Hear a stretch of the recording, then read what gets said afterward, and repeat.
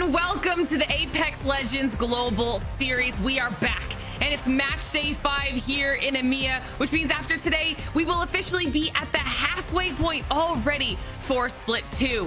Which of our teams will step up to the plate and try to turn their season around? And which of our teams will continue on finding success? Well, I can't wait to find out. My name is Glitter Explosion, and I'll be your host here today. And you know we have to round out the team. We've got Vicky and Genome in the house today. Vicky, EMEA was so close yesterday. Tell me your thoughts.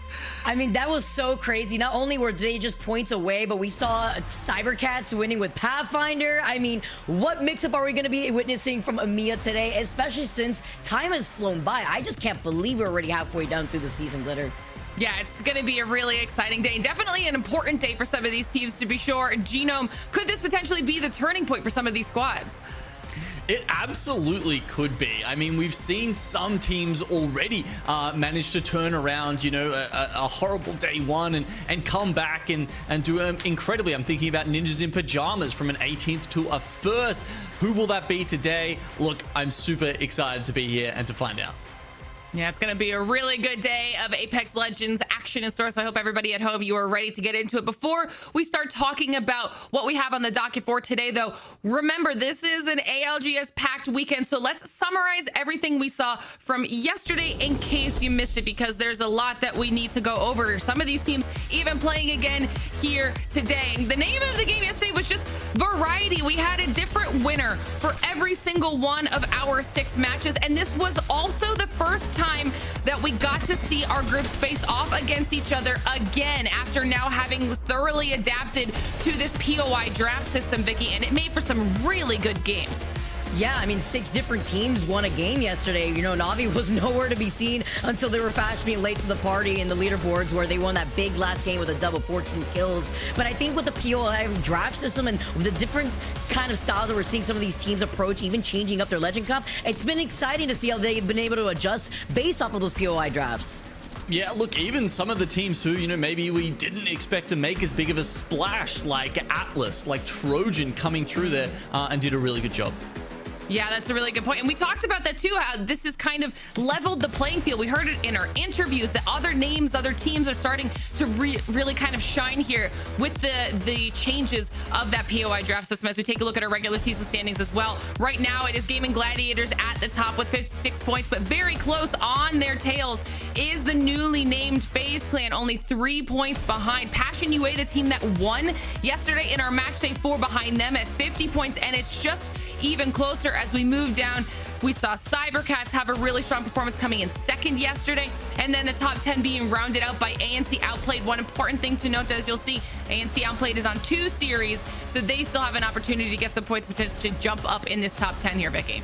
Yeah, and then you look at the second page here, you look at the teams that are still on that cusp. Aurora, we know that they have it in them. They played 3 series thus far, going to be playing their 4th. And then you look at teams like Alliance that obviously have been playing less games so far, so they will be able to add that number 3 points to their name after the end of today. Can they remain consistent, though, like the teams that we saw on that first page, specifically Gaming Gladiators? But teams that I have on my radar, I mean, Gino brought it up. Atlas. I have ExoClan still that I can't wait to see more of, as we see more of these teams kind of shape things out, since we are halfway through the season at this point, Gino. Yeah, look, and as you guys rightly pointed out, there is a discrepancy at the moment. Some teams have played 2, some teams have played 3 series. If you find yourself in this bottom 10 and you've played 3 series, that's a genuine worry. Some of the other teams there, 9 Lives is one I'm looking at, who I think, you know, has a chance to have a good game and definitely push themselves back up once they're on parity with the rest of these teams. And then some of the other ones, like, you know, Apex Warlords with the loss of Shiv have really been struggling. But there's always a chance for them to come back. Yeah, absolutely. And this would definitely be the day to do it. We'll have to see what some of these teams can bring to the table. But which teams are we going to be watching here today, you're asking? Well, let's take a look. Okay, it's groups A and C here today. Some big names, as well as some teams that really need to improve their performances so far, Vicky. Yeah, I mentioned it earlier. Aurora, we know what they got in store for us. They've been the one squad to try to really make this lifeline work. Can this thing shape out, though, for them as we see other teams really adjust to these different legend compositions that we've been exposed to? We mentioned it at the start of the show. Cybercats coming out with the Mad Maggie, the Pathfinder, finding a dub on top of that, as well as being, what, 3 points away from getting first place yesterday? Can they keep that consistency? Even talking about teams like FaZe, it's so nice to see FaZe now make it back entrance to the EMEA scene, rather coming into the EMEA scene for the first time, but coming back into Apex with a different squad. It's been really nice to see that, and there's definitely more that we want to see from a couple of these teams here, Vicky. But one that I've been keeping my eye on, of course, is Ninjas in Pajamas. You know, they've been doing so well as of the last match day, but it wasn't always like that, right? It was a rough start to the season. Their first day, they actually got 18th. You know, they were evacing into out-of-bounds areas and losing 2 of their team members that way. There was some calls that went awry from Nasky, but once they switched up the roles, that's when things started to improve. I think they were a little worried about how their composition was playing out with Nasky on the anchor role, on the catalyst. When you put your IGL in the backlines, it rarely works out well. And I think even if you aren't the most comfortable on those legends, getting the IGL in a spot where they can scout ahead and make informed decisions is always incredibly important. And I think that's how the change-up that 07 made, and then becoming Ninjas in Pajamas, saw them win that second match day. And you can see here, you know, they might not have grabbed a dub at any point, but they were consistent and they grabbed enough kills to come out on top. Yeah, and I think that consistency is so important because we've seen that not only in EMEA, but also in NA, where it's what is putting some of these teams at the top of those match days, right? It's not necessarily about getting the win and then having games where you fall off aggressively. It's proving that you can be in a top 3 situation every single time. You guys mentioned a lot of teams when we were looking at those participants, though. Another one that I did hear was ExoClan, and every once in a while we do get a chance to catch some fun clips of our players, and this one ties in perfectly to everything we're talking about right now, because our wonderful production team was able to find a clip of Zero talking about the addition of Yans to ExoClan. Who the f is Q Yans? What? How does he have 24 kills?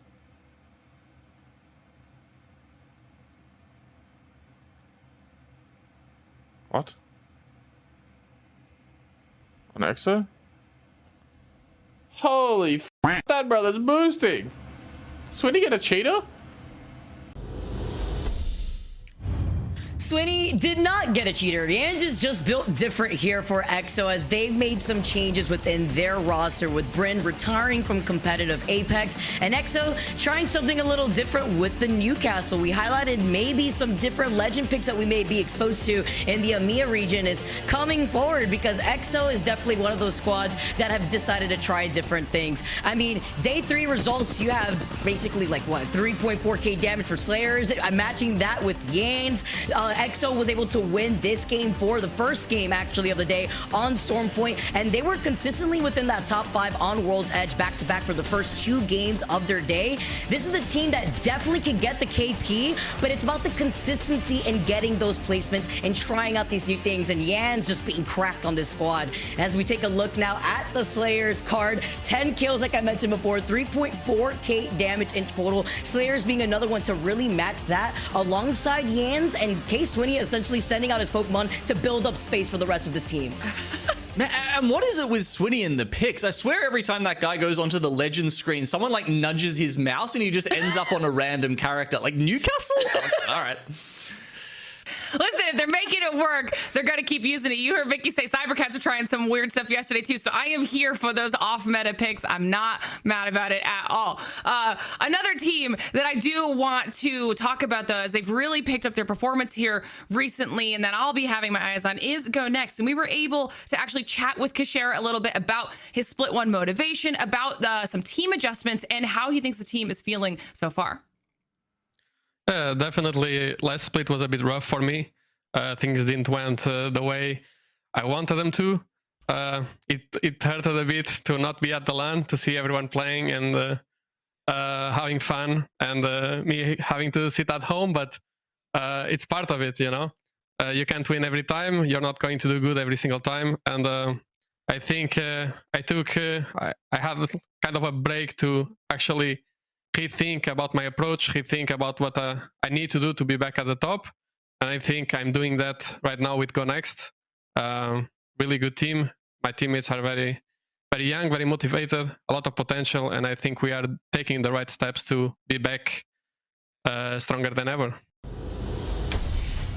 Now those quotes, those lines are from, we got a chance to talk with him on match day 3 during that interview, and whatever he rethought for this new team comp is absolutely working. Okay, and we've seen Kashera trying to tweak his team combo for quite some time now, whether this is the current iteration of Go Next, whether that was Vamos Querer. Either way, I think he's been trying to kind of recapture or replicate the success that we saw him having with the Ascend crew in 2023. Now we have Kashera, Slab, and Kaishi, and they are looking like they're starting to find their footing as a trio. On match day 1, they finished in 10th overall, and then turned things around and have started to improve from there. 3rd place on match day 2 with a win that you'll be seeing in these highlights.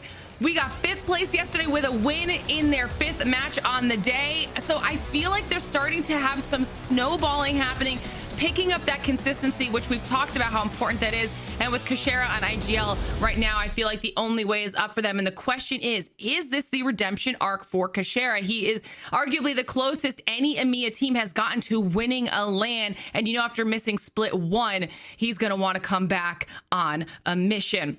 We mentioned a lot of really great teams there, though, so hopefully you guys at home love them as well. But if you wanted to keep your eyes on some of the other squads we have competing here today, don't worry, we have a way for you to do that as well. Of course, it's our Face It Watch. If you head on over there, not only can you watch up to 4 team POVs simultaneously, but you have that dedicated map POV, as well as those live team comps with an audio mixer that allows you to balance the audio any way you want it. It's a perfect way to fine-tune your ALGS experience. So if you do want to watch it, you can head on over to fce.gg/watch ALGS to check it all out. And then you'll be ready to go for all of the action we have in store today here in match day 5. And all of that action is just about ready to get underway. Vicky, Genome, I hope you're ready because match number 1 is, so let's get into it.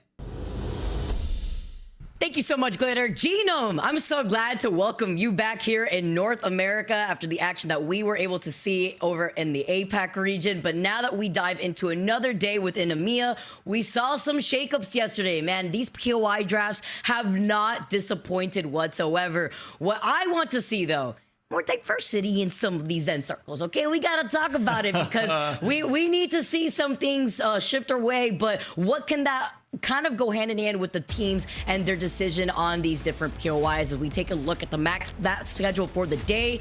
Game number 1, of course, we are starting off on World's Edge for these first 3 games before we transition onto Storm Point.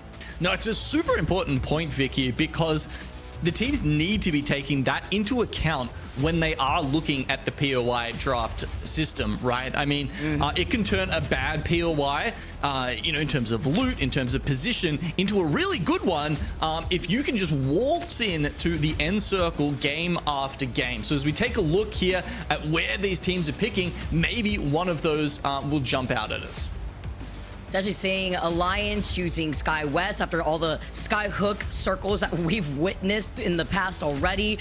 Cats going over to Harvester, even looking all the way down at the teams that still continue to try to avoid Dome, perhaps. Wondering here with some of these squads what we're going to be able to run into and the changes since a lot of these teams did play in yesterday's groups. I mean, Survey Camp pick 12? That is not something I expected to see right there. But, you know, yeah, these are the kinds of things that we have to keep our eyes on and be like, wow, that's, you know, why have they prioritized this? Exactly. And then now looking at the teams that were able to choose Street, Trojan, KNC choosing Staging. And once again, I do believe even after looking at this entire list, Dome is free. So a lot of these teams still just avoiding Dome like the plague. Looking to see how some of these circles, depending if we are moving over to the north side, could benefit some of these squads actually, taking advantage of these other final circles that we've been witnessing within Pro League. I mean, looking at this, you've got, you know, Big Maud gets picked up there, and that's important because when you start taking a Big Maud pick, when you've already got someone at stacks, not only is it a little bit risky for a team like Go Next, but it also means that free agent kids who tried to pick up stacks early, or, you know, through no fault of their own, it's become much, much weaker. And then if you look next to them as well at Ninjas in Pajamas, who have gone from Siphon West, you know, one of the reasons they're picking up good POIs on both maps, Vicky, is because they've actually said to other people, if you land Siphon, we are coming to contest you. So one of the things that POI draft was meant to get rid of was this sort of like meta game. But teams like NiP, they've still found a way to use that to their advantage. I'm so glad you bring that up because we were actually able to talk to Nasky. I believe it was match day 1 in the middle of our halftime show. And even Nasky was like, you know, even with these POI drafts, like contests can still happen. We can make them happen. Even with these evil harvesters, you know that someone's going to get the jump on another person. But it's the fact that they made that statement that is absolutely insane, but also highlights the confidence in this team as we take a nice look at this flyby on where our teams are once again going to be dropping. I think Alliance landing over by Skyhook West, a little change up than the usual thermal station that we get to usually see them in. Now going to be able to take advantage of Trials being right there with Aurora being right next to them here too, as well as Apex Warlords definitely needing to get the ball rolling as Shiv has unfortunately but understandably taken a bit of a setback here, retiring from competitive Apex while he lets his injuries heal. As we take a look at more FaZe landing over by launch site, once again Dome being open, but also opens up some of the rotates from the southern teams. Yeah, I mean, Dome was already a POI that was struggling to see love and play in high-level competitive even before the POI draft system. And most of the time, a team from launch site would be split dropping at Dome. But going back to what we were talked about before about where the circles have been pulling so far this season, Vicky, Dome is seeing basically 0 end circles. So the only thing it had going for it, which was like, you know, it's actually really easy to play a home ground, you know, zone from Dome, is now gone as well. And there's essentially 0 redeeming features for that POI.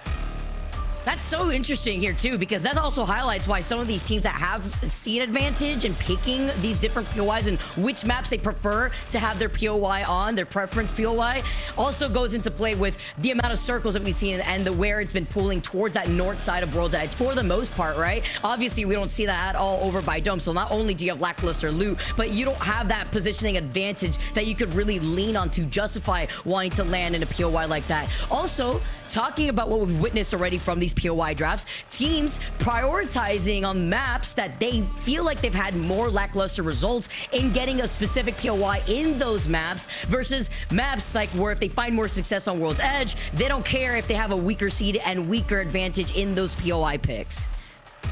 Yeah, I'd have to agree with that as well. I think if we look at what makes a winning draft from what we've seen in these first few weeks, it really is just not having 1 week POI. So I think the people towards the middle of the draft have been doing slightly better in that way, because I think people would rather have 2 middling POIs than 1 really good POI and 1 really rough POI, because it means that you have a chance on both maps rather than just being like, well, look, if the circle, you know, we pick Sky West and the circles do not pull our way, all of a sudden it's really tough to play. Yeah, it's difficult, especially with some of the legend compositions that we've also had hand in hand for some of these squads, and why it's been interesting to see if some of these teams do want to shake things up now that we are halfway through the season, where they may find, I mean, talking about what we saw yesterday, Cybercats using the Pathfinder to try to cross distance in a different way than what we've witnessed from teams that have opted to use the Wraith, for example, in some of these rotates. Even seeing now the Fuse being brought into competitive play, which makes sense when it comes to him being able to scan these ring consoles too. Yeah, it's an interesting pickup for some of those. Okay, let's have a little chat about this, Vicky. This is the average draft position on World's Edge for the EMEA region. Now, looking at across all the POIs here, it's no surprise Sky West, one of the most powerful places. I mean, I know I just said, you know, if you don't get some circles, maybe Sky West isn't so good. But that's probably one of the few POIs where that's not actually the case, because you know, with how strong an Edge playstyle is at the moment, especially with a pick like Fuse in your hands, where you can play for that third ring console scan, SkyWest just allows you to get so much loot, so many Evo harvesters, and essentially anywhere on the map you can roll up with, you know, purple to red armors and just bully your way into the circle. And that's why teams like Alliance prioritize that SkyWest positioning. So that way they can play off of that spot depending on where that circle's gonna be pulling. Even looking all the way down to Overlook, the way that teams have been able to rotate from Overlook here based off of their draft positioning here, side by side with Siphon in general, whether it be Siphon West or Siphon East, you're still in that middle part of the map where you could try to close out the distance when it comes to some of the rotates that you want to take, even though we've been seeing more of these northwestern circles. Yeah, there's definitely a lot going up near towards Overlook, like you said, Vicky. I'm just having a look at you know, we're having a look at the draft here as we see the players go through their legend picks. Is there anything fun, anything, you know, really interesting that stands out to us here? Glad to see Nasky back on that Bangalore. As we talked out, that was one of the reasons why they were doing so well. Okay, Cleve on the Gibby. Is that real? Don't get my hopes up. I know, Don't get right? my hopes up. Every time we get that screen and there's like a crazy pick on there, you know, they debate us. That's why I never get my hopes up here when it comes to the legend selects that we may be witnessing. But who knows as we tune in now to our first team. Gonna be looting over by Lava Siphon. Hot Zone here too, by the way, as well as an Evo Harvester. Some of these POI draft pick skew also go hand in hand with what utility these POIs provide. We have to talk about the ring console, the survey beacons as well, considering the fact that you mentioned anything interesting with these different legend comps. Well, as everyone could expect, of course we're going to have the shoe-in with the Bloodhound, with the Bangalore, but then you insert third legend gear that benefits the playstyle that you want to aim for, and we see the Catalyst, we see the Watson, we still see Fuse in the lobby too. Yeah, I don't think Fuse is going anywhere in the near future, Vicky, especially while the evac tower, you know, Fuse ultimate mother load play is in the game and is legit.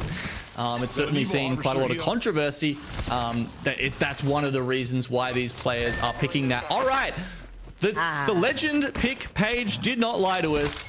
We have not been debated. Cleve is on Gibraltar. Alonzi is on is on Caustic, and Ranches is on Wraith. This is a throwback.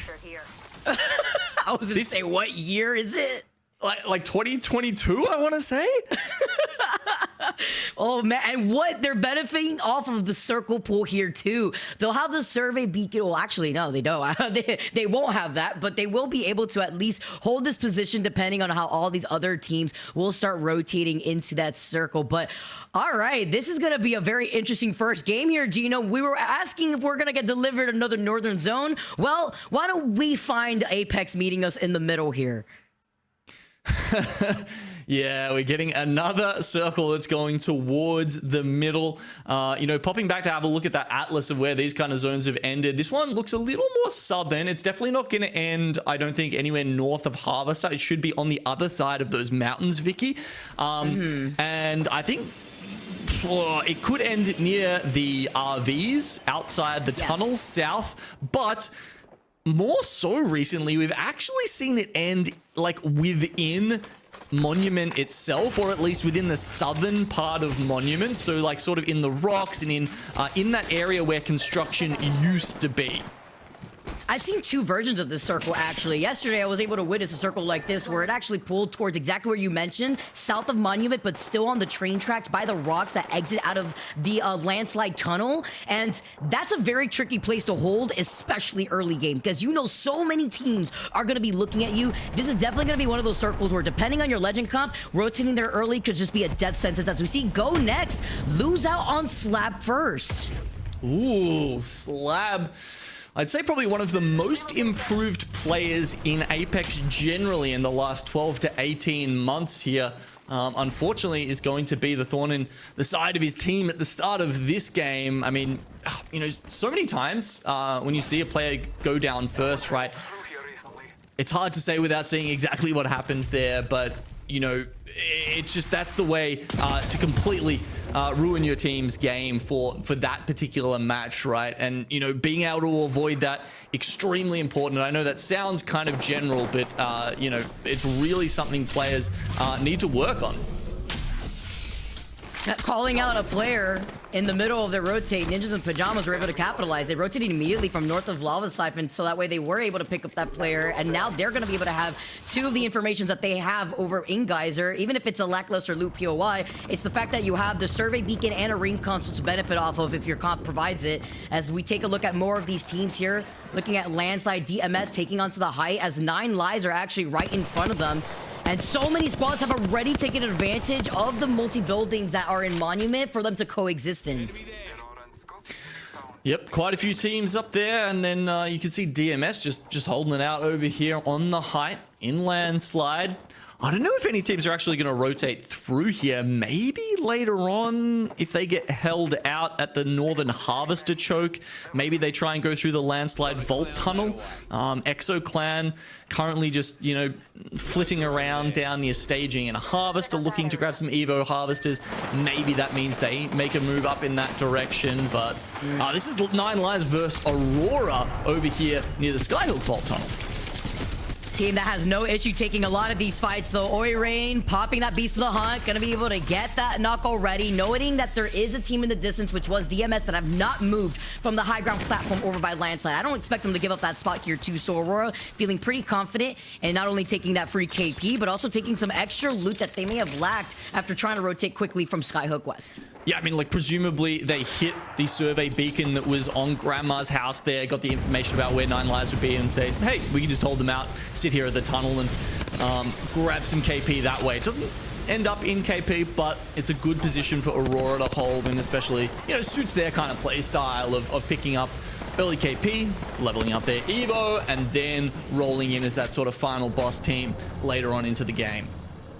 Always a scary team, as Arctic actually on crumbs was able to survive with 1 HP before now having to move closer into that next circle. This may be GG's here, even if the team right above them is already going to be taking that jump tower, because Go Next are right alongside them on the high ground, still holding the edge of this circle for right now while more squads make their way in. I know FA Kids are by that choke. They're actually looking at them right now, so calling in that cat wall, they are going to be able to reposition inside these buildings. I think they'll just be able to take this one a little slower. Taking some shots from across, but it's not critical damage at this point for Go Next. FaZe are very split at this point, but it's FA Kids that they have to worry about. And as the circle shifts very centrally, Harvester will actually have a little more to play with this game, because Alliance and Exo Clan, who are currently sitting around in Harvester, will be able to sit in here for another circle or two, at least approaching that choke to the north of them. But I think they're probably going to have to sort out their differences first, Vicky. I really like this rotation that Alliance had taken to even get over to Harvester here. As we take a look at the fight happening over on this north side by Survey, an isolated fight at that. We got rolling teams versus Na'Vi now looking to approach from different split angles here in Survey. And after getting that first knock, Na'Vi is out for blood as Kinda gets the crack onto Adam. He's trying to dance around. He was caught trying to pop the Beast of the Hunt, and the PK is just enough to take out another player. It looks like we got broken squads everywhere already off the rip in game number 1, Genome, with now a solo having to play their life out.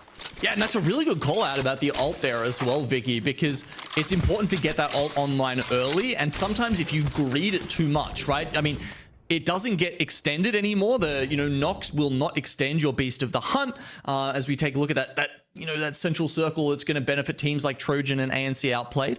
And, you know, once you get that online, it's all good. You can go ham. But sometimes, just because of being able to use that ultimate for less time than you ever have before, teams will try and greed it a little bit too much, and you know, it does take a little while to activate, and you need to do that in safety.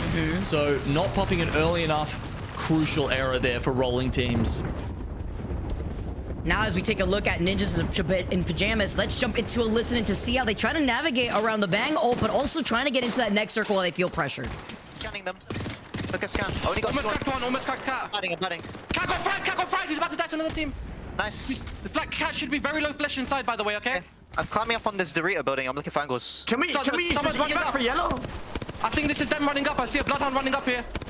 It is them. Yeah, It they is are. They're them. running up. They're After running up. place an evac. Yeah, placing. Crack the Where? blood one. Looking. Place it back here. Oh, this is coming, too boys. high elevation. I Oh, think we fuck. die here. No, they're running up. They're not looking. They're not looking. It's fine. I'm healing, and then we go for Okay. yellow. Yeah. If it's taken, we fly back. Yeah. Yeah, it's taken. It's free. It's Like, free. all Okay. of this area. All of this area. Let's go. Good call. Good call. Left to right. Left and right. Yeah, joystick left, joystick right. Shout out, sweet. They knocked one, I think, on blue Yeah, crates. and then we go back and Running turn. it. We go back and turn. Okay, wait. hold this spot. Am I coming? Hold the spot for a little bit, but then come. Yeah. Okay. One up here, Nasky. 15 flush. He got a bat off. 20 on him. I need heavy soon. I'm 130 heavy. We need a 3P this. Afi, come. coming up. Afi, come. Come. Bang knock cat. Bang knock cat. On the wall. Cat got finned. New team here. The right side, 60. I don't think there's anything to do here. Getting choke, Get in the choke and we can get angles on them. Same. Yeah. I need to bat though. I'm gonna go back. Okay, I'm going back to our spot. I have 50 heavy, Nasky, yeah? Yeah. Wait, no, don't come back. We have to fight them. Coming back up then. In the zone, in the Gatekeeping zone. them. Yeah, in the 50 blue in the zone. Cat, 20 purple. Blood. One guy close to me. One guy I on me. almost cracked both. There's a bang on you, no? With you. Scan me. Scanning. Nothing close to you. They're just in zone. There's two of them in That's zone. up here. Bang slowed down, I'm pretty sure. I saw one up there on blue crate. Okay, a team can also come from my back, maybe. Team on bridge. Keep that in mind. Look at zone pull. We are in on yellow, okay? The evac-ing. Do you want to shoot the Come back. evac? Take the spot. Go back. Take our spot. Going. I'm beelining. I'm gonna If they shoot. land, I'm buying ultimate. I love the passion that we always get to hear from these comms, especially coming in from Nasky, splitting his attention in two different ways. When he tells you to put the evac tower down, but then that one person is one shot, they still were able to navigate away, acknowledged what the other team behind them wanted to do before trying to see if they could take a different fight here, as Exo Clan also make an appearance by this choke. Yeah, so Exo Clan, they're holding that choke that we were talking about here north of Siphon, right? We were saying how Alliance and them probably going to have a fight at some point. Exo Clan have turned that to their favor right now because they've taken this spot up nice and early. As long as no one is sending them from the north side, they will be able to just fire down here upon Alliance and maybe even go next in FaZe Clan. At least there's one of the FaZe Clan members left alive who are probably going to have to make their way up past the lava river and try and get past Exo. I don't know how the solo from Kneecap has actually managed to get into that next zone queue, by the way. So we got to keep our eyes on for the teams that are playing either as a duo or solo. Free agent kids still playing by this choke here too. Gonna have to start deciding whether they want to commit over to that north side or south side circle, because the ring is closing in and Go Next is right next to them. If they do push into that next edge though, teams like Alliance are gonna be waiting for them on the other side. They are literally one. They get blasted. They trade knock for knock though. They need to go for a shield swap. Adon is able to pull it off here. And the shield bat is coming out with 19 squads left though. Another player, he gets the crack, he leaves them one. Jumps all the way down, but with the cat wall, you have to be careful to see if you can try to get this reset. Oh god, and they've left it so late, Vicky. The zone is closing and they need to get this done. All right, sure, Kaina does come out with the team fight win there, but at what cost? He's gonna head over here. Exo Clan, they've heard this, they're actually looking at it, and yeah, I think that's gonna be most of the game done now for free agent kids. No way! No way! They get taken out as well. How did that even how did that work? I am appalled right now at how quick Aurora just got taken out, where they were holding the door, letting the circle do its damage, and Na'Vi were still able to just break through, delete Aurora, and now there is a team on the high ground looking at them as DMS and Trojan have that slight lip by the train tracks. DMS try to take this fight and isolate one member from Trojan in the back line. Oh, all right, Nip now overlooking quite a few teams. You got Cybercats, Ethernal, Apex Warlords, as well as rolling teams there down the bottom. You can see Cybercats barely with any space to play, but hey, they've got the Caustic to keep themselves safe, and they've got the Gibby bubble for those micro rotates. Oh, Alonzi, though, taking a lot of damage thanks to the Gibby bubble, though, and the extra large Gibby bubble coming in for its nice service for Cybercats. CS Ranches, though, the more healthy one alive as Cleve gets taken down. Tries to see if he can just try to leave a shield swap there because Ninjas in Pajamas have other plans to involve themselves in this fight. Even through all the caustic gas as Amphi gets the finishing blow here, leaving only one alive for Cybercats. Not content to sit on the sidelines, Nip get involved. Will it be a decision that they regret though? Naski and Amphi have hit the floor here. Zane, who has been leading from the front when Ninjas in Pajamas have been doing well, is now left alone. There were so many teams, I was naming them all just before down the bottom, that Nip, sure, they wanted to get involved and get some of those KP, but you can't overstay your welcome when there are just so many other teams in play. Whew, just getting that one last player knocked and finished off from Ninjas in Pajamas. Atlas now, a team that we've had our eyes on, Gino, now are ready to rotate as Alliance take the Hail Mary dive onto so many other squads. In the line of sight, though, as they play the small lip on the low ground, you see the scans coming in. They are actually able to pop the shield back. Thankfully, Alliance was able to hold on to that cat wall and utilize it right when they were able to land. Yeah, they've got the evac towers to work this. When you see teams playing positions like that where they need to get through chokes, I think it's not the right play to go via that route unless you have the evac tower option. And that means they can circumvent that fight that we were talking about between EXO and themselves. EXO now are out and Alliance still in this game. Now outplayed, still with blue evos, it looks like. Will can't reset here. He gets knocked. Andy Jax, though, gets shot from behind. He's forced to drop down. This is the scary part about rotating here when you're in the line of sight of so many teams, even if you're running the Watson comp. Now Andy Jax having to play this out as a solo 4 right now, but every other team in this final circle are playing on the edge. I mean, as you mentioned, they're playing a Watson comp. That means it was perfect for sitting in that God spot for the longest time.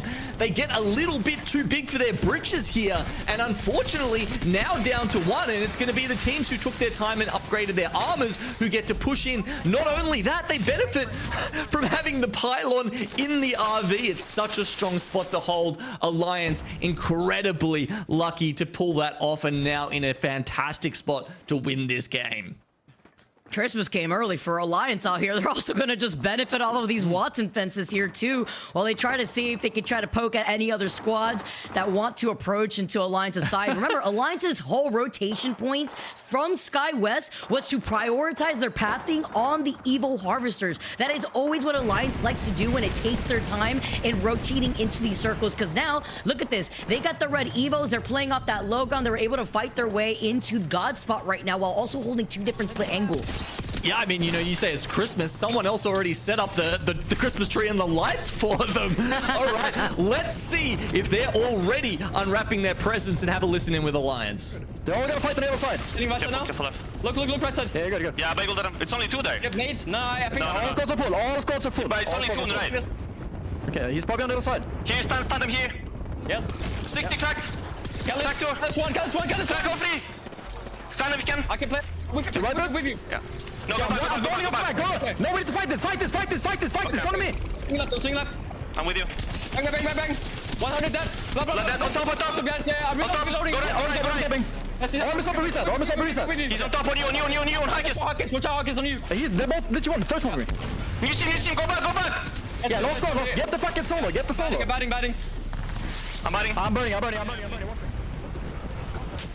Alliance is in prime position right now with those comms. You see Graceful just trying to hug the rock for dear life as another team now scoops in. Nessie get eliminated. Our last 2 squads between DMS and Alliance is looking to take the dub here. It was a killer catwall that got them into this position. Will they convert it, Vicky? Oh, but Effect is unstoppable. 1 punch coming in. Calling the 1 punch man as Alliance take game number 1 confidently. Oh, man. It was a great conversion there from Alliance. I mean, we talked about how important it was for them to take that position away from ANC outplayed, but it wasn't done from there. Those last couple of fights, really, they had to use some good utility to isolate teams and be able to play clean 3v3 so that teams like, was it DMA there that came in at the end and then was able to just make sure that they weren't a party to one of those efforts for Alliance to take first place. What was also amazing to watch is their different positioning in splitting focus fire, especially at that last fight.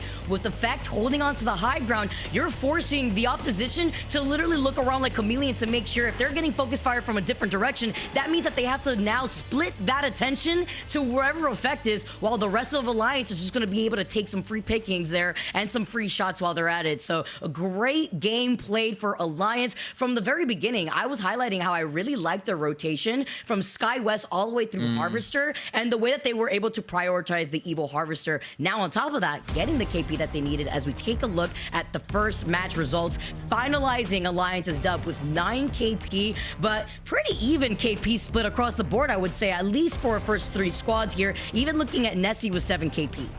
Yeah, I mean, does this say something to us about how important that Sky West pick is, right? I mean, it was the #1, you know, average draft pick for a reason. It has just converted into 21 points here from Alliance. That's massive. It's also a massive result there for DMS with 15, and even Nessie with 14, who, as we mentioned, need to do very, very well to make their way to the Split 2 playoffs. Absolutely. Even looking at FaZe sitting in that 10th place spot as we take a look at Apex Warlords starting to crawl their way up, at least getting 11th with 2 KP. Nice little start here. While we saw what happened with Ninjas in Pajamas, they were caught in the middle of their rotate, but caught in the chaos that was going down over by Monument. So as we get to see more of these teams, even Aurora, I mean, we see that they're getting the KP. We saw them chase down that team over by Skyhook, but they are just not ever in the position to get those placement points. It's very hard when you're taking that many fights early on. And talking about some teams who made it a little bit later in the game, here is our top 3. Some good damage across the board from these players. You're seeing even, you know, Hackers there as the anchor on Catalyst. He's got 2 amazing fraggers on the controller players, Unlucky and Effect, backing him up, but he's still keeping pace there and contributing. None of the kills, actually, but as long as you are piping in with the damage and the calls like Hackers is, certainly earning his place on that team and helping them earn the first place in Game 1. Got to enable their fragger out here, and Effect and Unlucky are amazing at following up with one another. I also see right here that DMS having that fuse, being able to get the information from the ring, but also getting the basic UAV that you have with the mother load when you get to see so many different teams clustered together, even around whether it be a big rock or an evac tower, as we've seen before. But it's nice to see 2 Catalysts up there in the top 3 squads too. And with game #1 in the books, we got some more action going right back to World's Edge on the other side of this break.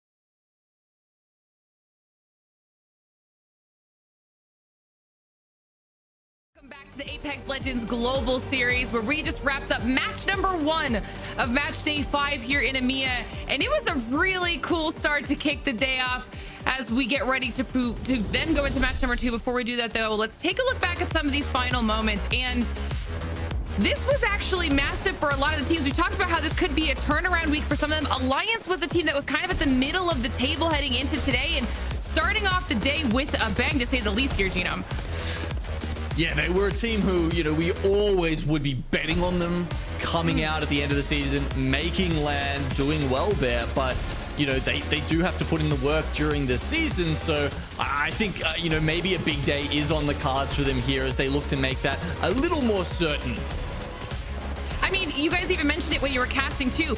We had Nessie up there in that top 3 with Graceful able to at least rat into that 3rd place as a solo. And then even DMS, they were not in the best spot in that overall leaderboard. Everyone in that first match top 3 was a team that needs to make a difference in a big way to really start kind of impacting the outcome of this entire split. So I'm interested to see if this continues now throughout the rest of the day. But after that first match specifically, Alliance looked really strong. We even saw a lot of the teams that were not getting those placement points still had some really good early game fights and got some KP on the board. I think it was Navi, FA Kids go next, like 6-4 and 4, even though they went out early still. And that was really impactful for them as well, because in those situations, and we saw this happen a lot yesterday as well, Genome, when our teams know that they are unlikely to get that top 3 placement, those kills actually make a huge difference. Oh, of course they do. And I think it's also, you note that teams who end up regularly doing that well, it's because they are so good at eking points out, even in the bad games, even in the games where the zones don't favor them. They will find a way to get those 6-8 points by just squeaking out a couple of team wipes or maybe making it into that top 10. Well, we'll have to see if some of this if this snowballs a little bit for some of those teams, or if the squads that have been sitting at the top pick it up here. Obviously, so many factors going into that. Starting off the day with a relatively central zone. Now we'll have to see what happens, where things shift from here. And you guys were also talking about it when you were looking at those POI drafts. No one taking Dome in EMEA this time around. We've seen that be a pattern in EMEA. We do see NA more willing to take that Dome drop, and we also saw some stacks endings yesterday. So with that POI being open, does that potentially benefit the people that are down there? I think it's FA Kids and Go next to that area. I think FaZe is down there as well, so potentially extra loot if we do end up getting some sort of a southern shift. Yeah, I mean, you know, if you get a circle you predict is going to go stacks and you're someone like FaZe who lands in launch site, you could actually take your time, go through, grab, you know, whatever extra Evo harvesters are sitting around an area like a Dome, and then still probably get a premium spot around stacks or Maud to stage the next phase of your game from. So I think that being fallow ground essentially does definitely allow some of those southern teams to get some points back if we do see one of those zones pop up today. I wanted to see if we were going to get any changes on the Cybercats comp as well, after running a little bit of a throwback to say the least. Seeing if they want to stick with it or not. We also, like we mentioned a few times, did see them running Pathfinder and Maggie yesterday. I think they might have switched it up here. I think I saw a Trojan Gibby pick as well. I don't know if that was happening in game 1, but is Gibby is the Gibby meta back? We back to bubble fights? There's no way. Surely. Please, Surely there's something no way to get shotguns back into this game, Glitter.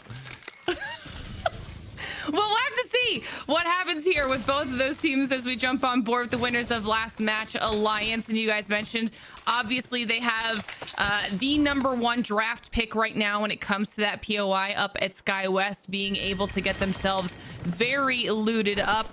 Noting that Aurora did pick Sky East, so there will be someone up there kind of splitting that POI, but not getting the exact same level of loot that Alliance will be coming out with. So never really wanting to run into each other, but so far coexisting nicely. Yeah, teams in Skyhook have, I think, long since learned how to do that. But you never know, and I think the way that we have seen new teams pick up new POIs makes that, you know, more and more likely. And okay, we are going to Skyhook here, by the looks of things, we have seen quite a few Skyhook zones. You know, there have been some around Grandma's house there to the northwest of Monument, near where that survey beacon is that you can see just there. However, I think this is a little bit too northwest for that to happen here, Glitter. I think we will be shifting over to the other side of the mountain. And if that happens, you know, it'll generally be somewhere around maybe like the diner where the top of Aurora is currently placing. We haven't seen as many circles pull over to the drill just outside of the tunnels. And I'm definitely keeping my eyes on some of those teams, as obviously people are moving in really early. Two of those teams are the ones we literally just saw in top 3 last time around. Obviously, Alliance up there at the Great POI, but Nessie moving up very quickly from Landslide. And everyone trying to find some space to see if they can get those points on the board. Go Next, the team I talked about at the beginning of the day here today, has really picked up the performance. And right now, it's just not looking so hot as they do lose Kai. Find themselves in a bit of a sticky situation here, and gonna see if they can maybe escape and go for a reset. Oh no. Is it possible? Go Next versus Nip here. Teams seem to be taking their time. Going for the res now though. Will this give Nip the advantage? They do actually need to hurry up a little bit here. FA Kids are coming up from stacks, and that's going to be much worse for Go Next than Ninjas in Pajamas here, because they're the team stuck in the middle, Glitter. The fact that Nasky was knocked really just kind of saved Go Next and allowed them to disengage and get away from that. Like you said, FA Kids heard the commotion and was pushing up, seeing if they could maybe third party something like that. Everybody escaping and managing to choose a different option there for their rotation. Meanwhile, we've got Aurora already finding themselves back and forth. Back with NIP though. We thought they were gonna run away, or at least I thought they would. Meanwhile, they're pushing up on FA Kids towards those train tracks right outside the big mod. I think Nip is just trying to gatekeep here so that they can at least escape unharmed, and they might be able to finally make the rotation they're looking for. Ooh. Oh no, Aurora taking an early hit here as well. Okay, how are they going to get themselves out of this little trouble? I mean, we were just talking before about how they were in a fantastic spot. They were, you know, the zone was quite likely to end on them. And sure, their composition isn't necessarily set up for that, Vicky. You know, they're not a Watson team who is happy to just sit there and camp on top of their pylon for ring after ring after ring closure. But having moved all the way north now, it's sort of like they have to fight their way in, but doing that with the 2 members left alive could be a little tough. Maybe they find their way out, and with that support legend on their team, they can actually try and craft a banner and get the respawn back in. They're definitely in a tight spot right now. Like you said, they at least are able to grab the banner. They're going to be going in the direction of that beacon, but everybody knows that that's what Aurora is going to want to do right now. So it's requiring some serious movement out of Impulse to at least escape all of the damage that people are trying to send their way. They find one caught out, able to push them up that zip line and at least claim some space here on the first floor and allow them a little bit of time to get this Phoenix off. But Aurora know that this is not going to be an easy recovery. It's not at all, but, you know, it looks like they might just be happy to stick this one out as a duo rather than trying to come in and out of Skyhook when, you know, there's going to be so many teams that can just poke their head out a door and get rid of you, especially when, you know, you can see they're really kind of struggling at the moment. Enemy spotted. Might be a perfect lull here. Opportunity for Aurora to get that res. Respawn does go through. Will Hardecki be able to escape the incoming damage of everyone looking this direction now? I mean, Aurora had some really good timing with that, at least, and he does have the building that he can slip right into as soon as he lands. So it was risky, but they made it work.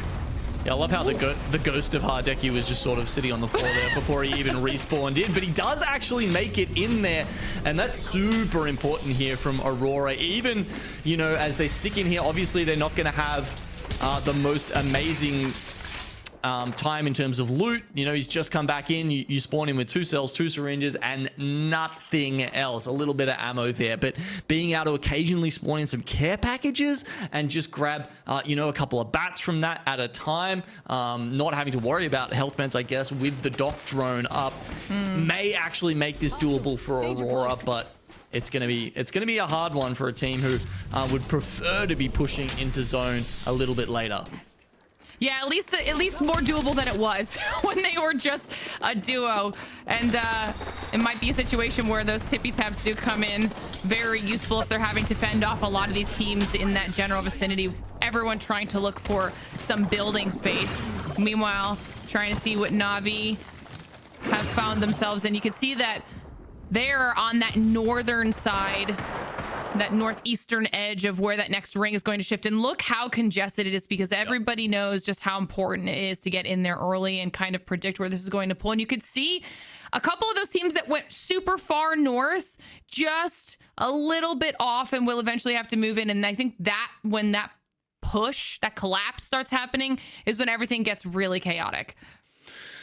Oh, chaos is the word, especially when, you know, I think these teams have seen probably what I was seeing in that first circle, and that's why they're clustered towards the northern side. But as you can see, it's actually pulled a little more towards the south, and you've got 5 or 6 buildings free currently, and that is potentially where the circle is headed. So teams like FaZe Clan, Go Next, maybe even Ninjas in Pajamas, if they can get there in time, might just waltz their way into a beautiful endgame spot here, and also be running in with the red armors that we saw that they'd managed to gain earlier on. And depending where FaZe goes, if Go Next is able to move in and somehow hit that ring console for free, getting that additional information once the circle closes could really open up some opportunities for them, as we do finally get to confirm that there is a Pathfinder on Cybercats. Traded out the Wraith, kept the 2 big boys. I love that they are so willing to do these off-meta choices just to see what they can make work for them, because I don't think anybody was expecting it yesterday when they won their match on World's Edge, and it's really refreshing. It is so refreshing. Give me some zipline zen. You know, I want to see the rotates on those zip lines here. It's something that, you know, I think we've missed in Apex competitive for quite some time here. And if there's anyone to give us a bit of joy to help us back into, you know, something a little more fun, something we haven't seen for a while, we can rely on Cybercats to just be doing that for us here. Now we're looking at Kneecap here, and they were someone that was actually behind Go Next and FaZe Clan as far as how slowly and late they were rotating into this circle, but they take the balloon in, and you can see that that extra time has really allowed them to get their shields in a really solid spot right now. So they should be feeling pretty comfortable here. They claimed one of those empty buildings that you were talking about as well, Genome, and they've got the Kraber in hand, so they can kind of bunker down here for a little bit. Yeah, most of those buildings have actually been taken up by now. I think there's maybe 1 or 2 left free. But as you say, certainly the teams who rotated in later have been blessed with this circle pull. We'll get the next bit of that information very soon as round 2 does end up closing. Oh! And yep, it pulls all the way down southwest. That is truly a wild pullback considering the start of this, and also just you know, where the season 21 circles had been going prior to this. Hard times for a lot of these teams who were reading that as I was, but you know, now we've got FaZe Clan and Go Next gonna be very happy about it. And somehow we come back and we see Alliance going out, 9 Lives having been almost decimated themselves. Aurora, a squad we were concerned about, We shouldn't have been. apparently handling their own. Yeah, in a situation where even though this zone shifted as far away from them as possible, they were able to make a really wide wrap towards the tippy top of that circle and start cleaning up some of these other fights. 9 Lives really low after their fight, and Aurora looking to see if they can maybe third that a little bit. But if they can clear out 9 Lives, they'll have a relatively simple continued rotation to where this insane zone shift has just gone. Yeah, I mean, here I was saying, talking as if Aurora was just any other team and they were going to struggle to get loot, when clearly the obvious thing was just to go, you know, beat up some other teams, charge up their Evo that way, and take their loot. That's the obvious solution, isn't it? Now, the big question will be all of these teams that tried to go center of Skyhook on this circular building there. You see a couple, I think Atlas just flew away, tried to get over as quickly as possible, stay healthy is there. ANC outplayed on the very top. Gonna have to decide when they want to make their push through, and Aurora has finally made their move in at 9 Lives, seeing if they can clear this building out. They know where they are, but there's lots of smoke, and Impulse takes a lot of damage there. Oh, not a good start to the fight for them, as you mentioned, but back up there. I think that was that a gold knock coming out? Either way, Aurora will stamp their authority on this building and get one step closer to a good game. They've got just a sliver to work with here. You can see Rain. Oh no, they're down to 2 again. This time it's the charge rifle, Grief and Na'Vi. I don't think they're gonna let them stand. Na'Vi were the one team that could have potentially prevented a rotate. Instead, they just take it to Aurora. They hear the fight going down, and Na'Vi make a really solid push. Hardeki is down. There's just a solo left on Aurora, who was able to escape. It's 9 Impulse, at least keeping the hopes and dreams for some placement points alive for them. Meanwhile, Go Next on the bottom floor of this building. Kashera very low, trying to see if they can win this fight here. Go Next actually recovering nicely. Yeah, especially when you've got the cat on your team, you can reinforce the doors and make it a little bit harder for the other teams to get in here. I will note that after that fight, Na'Vi actually absconded, went back to the market, and this has left the door open for Aurora to grab the banners, and there is a respawn beacon right next to them. I think they're actually coming back in. Surely not. You wouldn't Someone think has so. to see it happening. There are some teams on top of Skyhook looking at this, but they have spawned back in. At least one of them. That talk about resilience out of Aurora right now. There's this, I think you're right. They've got the full trio back in. Stay Healthy was looking their way. And meanwhile, Exo Clan down in the kill feed. And I think the problem is everybody else is focused on fighting each other. No one's looking at Aurora. You see FaZe holding the top of this building that they moved in pretty nicely and claimed early. They've been doing a good job holding it so far. But we thought they might be safe. Look at where that next ring has shifted. It continues pulling away from everybody. Half of it's now just mountain. It is. It's a ring that's scared of the players. It is running away from them. And that means that Ninjas in Pajamas, who are essentially the last team to make it into Skyhook, have got the best position out of anybody. They're playing under the Raven. They are stocked. They've got Evos. They've got everything going their way. This is essentially their game to lose. Cybercats inside the same building that FaZe was in, and this is where all of these fights start happening. Rolling teams do get eliminated as Cybercats come in and play a little bit of cleanup crew here, trying to create some space for themselves. Meanwhile, everybody else is also trying to do the same. You talked about Ninjas in Pajamas. ANC outplayed down in the kill feed, but look at them. These nades are ridiculous. Nasty. Nasty Nasky playing the Bombardier class right now. Where did he even get all those nades? Man's just unloaded about half his backpack on about half the lobby, sitting in that building. I just Kobe'd those. I don't even... That was insane. The amount of spoiler he just played for those teams. Aurora was one of them. Stay Healthy out in the kill feed as we see what Atlas has going on down here. Trying to hide in this little sliver of a corner while they get themselves shielded back up. DMS move in, clear out Atlas.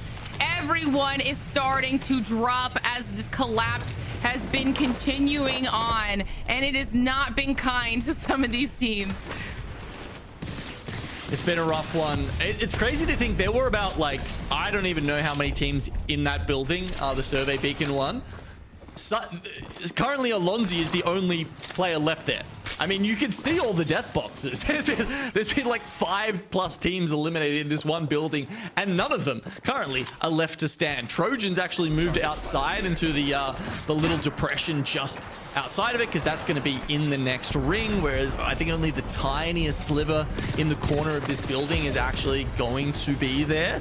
And then the rest of the teams are kind of locked in the other buildings surrounding the circle, and in this next 30 seconds will have to make their move.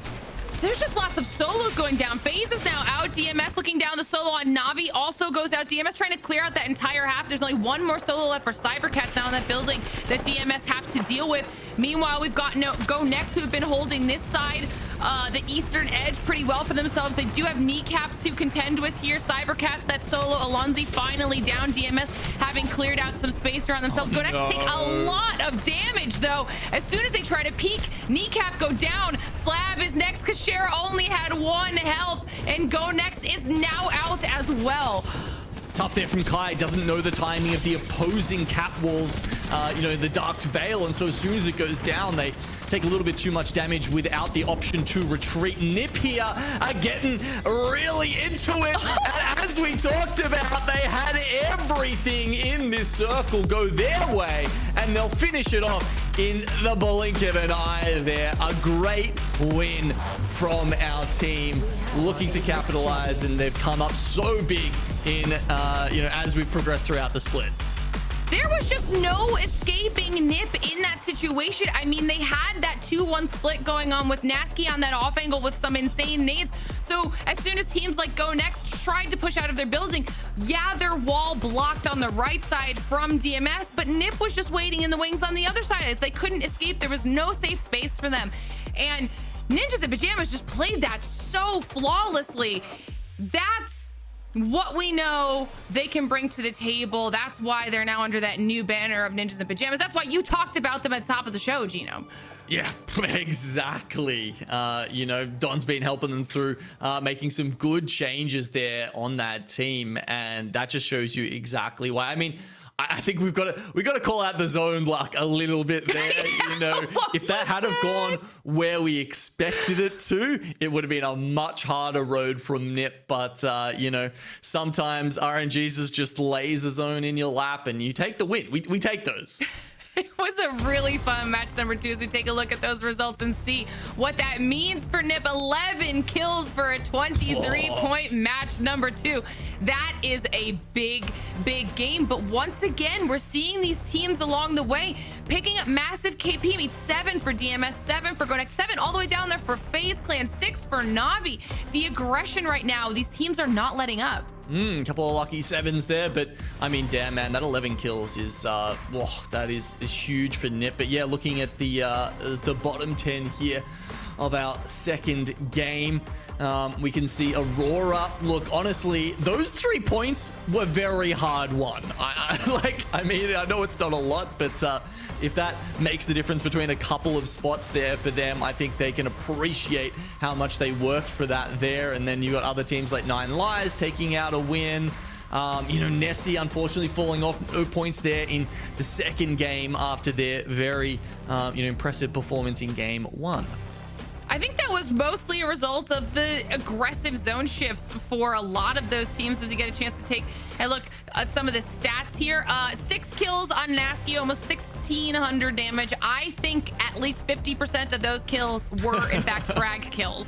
So that'd be a cool stat to see just by itself. I mean, Zane has been leading most of the stats for this team here in Split 2, so you know, Nasky to be chipping in like that is impressive by him, by the IGL. It was a massive performance out of Nip, and we get to see the series results now. It catches them up only 3 points behind DMS now in first place. Alliance struggling a little bit in match number 2, but still there in third with 21. And then things start to get really close. 16, 16, 15, 15, 14. I mean, it's still early on in our series here today, so anybody's game. But if Nip get on a snowball like that, I'd be a little afraid, Gino. Ooh, yeah, we know where that goes. We know what happens if NiP are playing that kind of Apex, they end up on top of the pile. They are certainly a team that can, you know, I think on their best days, lay claim to being the best team in the EMEA region. All right, well, that was a really exciting match number 2. Hopefully we continue on with our exciting matches in match number 3. Before we get into it, though, it's time for a short break, so don't go anywhere. We'll be right back.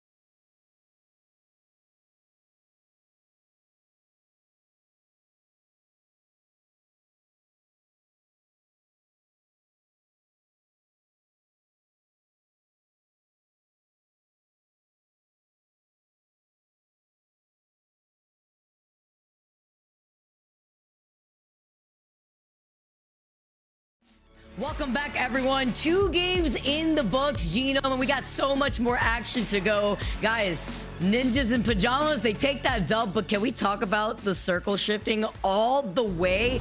Like, truly, the furthest west you could possibly go in Skyhook with Nasty tossing, yeeting all the arc stars and nades in the direction of this squad, getting a triple with the regular nade after getting the initial crack with the arc stars. I mean, that went by so fast, I didn't like exactly get confirmation. Was that a full squad wipe with 1 nade?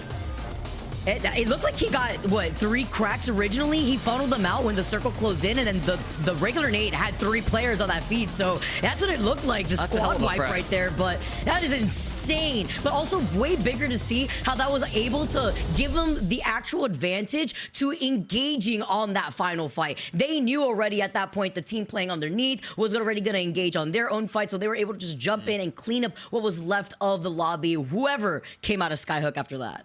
Yeah, it was kind of crazy how I mean, obviously the more teams you eliminate earlier on at that point, the less chance there is of something going awry, the less chance of, you know, a rogue element sort of coming out there and you know, just sending it, being like, hey, Nipper and Godspot, we have to go for them or we're done for. And so, you know, having eliminated some of those teams earlier on, it's such an easy play for Nip to just come in. And, you know, when you see a team running quickly like that at the end there, Vicky, you know that means they know they've got the game won essentially, and they just want to get more KP. They're like, hey, we don't even want the 2nd and 3rd place teams to steal any of this away from them. Let's go in and get involved early. And that's exactly what they did with 11 KP taking that dub. But there is a team that I have been keeping my eyes on, at DMS, with another 2nd place finish. Pretty huge out here when it comes to those placement points and surviving in a circle like that too. So all eyes on DMS for this final game on World's Edge if they can remain consistent. Yeah, they've, you know, that's a team, I think they were 18th coming into today, so they are a team that's definitely not out of it in terms of land contention and making it overseas to that big ticket item, but they do need to have a couple of good performances to steady the, you know, the ship and really bring it home.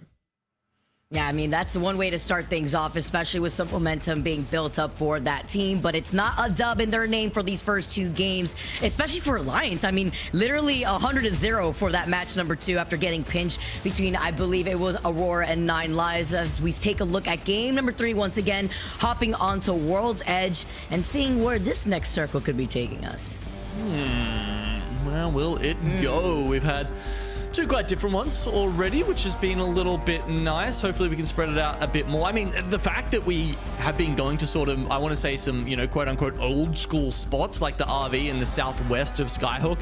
I wonder if there have been, you know, some zone algorithm changes behind the scenes that have led to that. I know, I think I saw someone talking about that being a possible solution to the repetition that we'd seen recently. That's actually very interesting. A lot of factors that I've also considered, you know, wondering, Sniped On had this theory with the lava, you know, can that be part of it where we don't see more of these circles with lava being inside of them? Wondering here how that could kind of go hand in hand with the way that these circles have been pooling for this season. But now with game number 3 starting off, the dropships have exited from World's Edge, and we get started now after Ninjas in Pajamas took a pretty dominating game number 2 after they were able to rotate off of the best side they possibly could on World's Edge through the west side from Lava Siphon. Yeah, and it wasn't even just the fact that the circle came to them. It was that it came to them in a way that every other team that was rotating out of that, what was it, like zone 5, didn't have, like, had basically no cover, and it was really just a shooting gallery contributing to the 11 kills that Ninjas in Pajamas ended up with. So, like, the zone gifted them not only placement points, but also the KP. And that's not to say that, you know, they didn't execute, right? Because I think that's definitely something that separates some teams, is the ability to execute correctly. You know, when you do get one of those situations that favors you, you know, it's not a lock-in. Not every team would have been able to come out on top, and not necessarily with that many points in that kind of situation. Especially with Skyhook allowing so many teams to coexist, basically. But we're not taking a trip over to the west side of World's Edge. Nope. We're going to be now looking at Na'Vi, who have ring information over by Overlook to see that they actually have circle advantage. And even No Name having a survey beacon right there to see where some of these squads that are neighboring their POI and where they're going to be rotating to as well. So they even have an Evil Harvester. So right now, they're thriving as more of these teams are going to be taking their time to start rotating into a circle, which kind of leaves you out in the open if it could potentially be pulling towards the bins that we've seen north of the train tracks before, or if it could be pulling towards the rocks that you currently see Eternal heading towards. I mean, if we're going off the theory, you know, because we're just, you know, it's all map zone conspiracy theories today that we're throwing around here, Vicky. You know, if we're going back to sort of what it has been in the past, then yeah, I'm thinking it might be something like where Eternal was sitting up there north of the rocks here, north of this drill tower that we're seeing Na'Vi take position up in right now. Contact. See the pings coming in from Na'Vi. See where some of these squads are already going to be rotating. They already have the blue thanks to that Evil Harvester that they had right here. But if they do want to stay pretty here, you have to remember that they're not going to have the best loot as time has gone on, and they are going to be able to poke, but they will be able to sit here for positioning advantage. Even with that ring console that we see with a little flyby here, just letting everybody know that that's where more teams are probably going to try to rotate through in that choke. But Na'Vi here's this other squad within the area, as Eternal had really quickly made sure that they could rotate north of Overlook.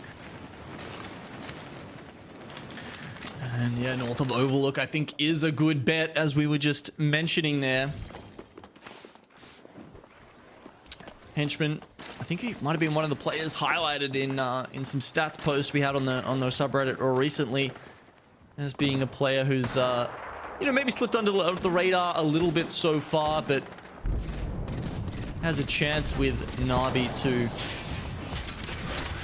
you know, see some accolades on his name, especially if we see Na'Vi have a repeat performance of doing so well, at least within the EMEA region. They are, you know, known to be one of the top performers.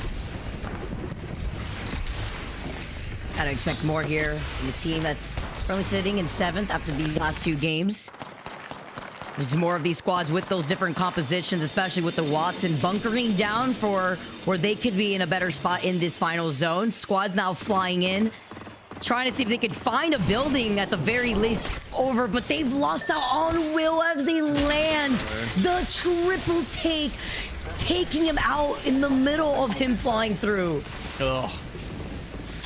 And then Graceful We'll finish him off as well. Adding even more pain there for ANC outplay. God, that would have been such a great position for them to hold as well if they had the full trio. At least they've got the controller player left alive, the controller class player, just to be specific. That means that position is a little more defensible for the duo. Nice to note here that Outplayed was the team that actually won the last time that these two groups played together. Are on top with 61 total points above now FaZe, previously next up with 58. So very similar look, but different approach as the weeks have gone by within the split two, with the way a lot of these teams have tried to now take advantage of the POI draft and try to see how quickly they can rotate into these final circles with a different look of compositions too. Of course, now we're seeing way more of the Catalyst and how the utility of the Catalyst is coming clutch for teams that have to land and immediately put the wall up and then bunker down themselves, as Nasty sends out another arc. May not have been as nasty as the other nades that we saw in the previous game, but a great way just to get into a better position and looking at the other squads and where they are nearby. Optics here. Close range. Yeah, it's a little bit of a quicker rotation into the circle this time. Interesting change of pace here for Ninjas in Pajamas. Coming up from Siphon, it wasn't a huge rotate from them, but they could have taken their time to, maybe backtrack to Stacks, Maud, Geyser, and pick up those Evo Harvesters just to solidify some purples before taking their spot here. But that's one of the things you like about this team. They are, they're flexible. They can change their plans depending on what the zone is, and that's what you need to do as a top tier IGL and survive and succeed in Apex Legends esports. And that FaZe is also trying to take note of after losing one of theirs, as more teams now rotate through No Name. Cybercats on their north side with FA Kids right behind them. They saw another player actually by the hilltop. I believe it was Trojan who were caught in the middle of their rotation, and they want to play more so by the edge. So it looks like they're rotating through Geyser to then try to take the edge of the circle by the bunker that could lead into Overlook. So many other squads actually just trying to change up the way that they want to approach this next circle until they see exactly where this circle is going to be pulling. And it is going to be pulling more so on the outskirts of Overlook, more towards the middle of Epi. So in between that spot here, where squads that don't have ring console will have to start moving, which is exactly what Ninjas in Pajamas are already going to get ahead of. Okay, so that was the play. Nip want to take the edge of Overlook so that they get this zone, what is that, zone 4 information here.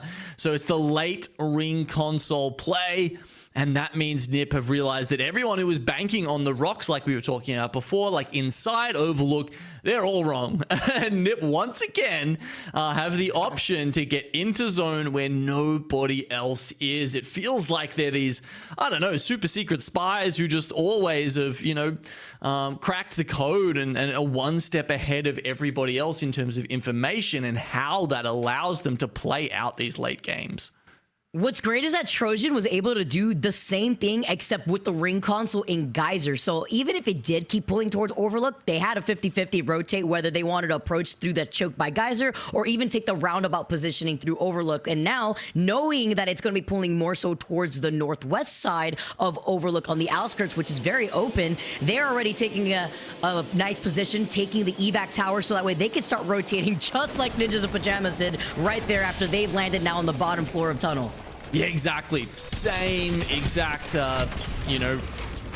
thought process as Ninjas in Pajamas, pretty much. But they had, I believe it was the ring console over at Geyser to guide them.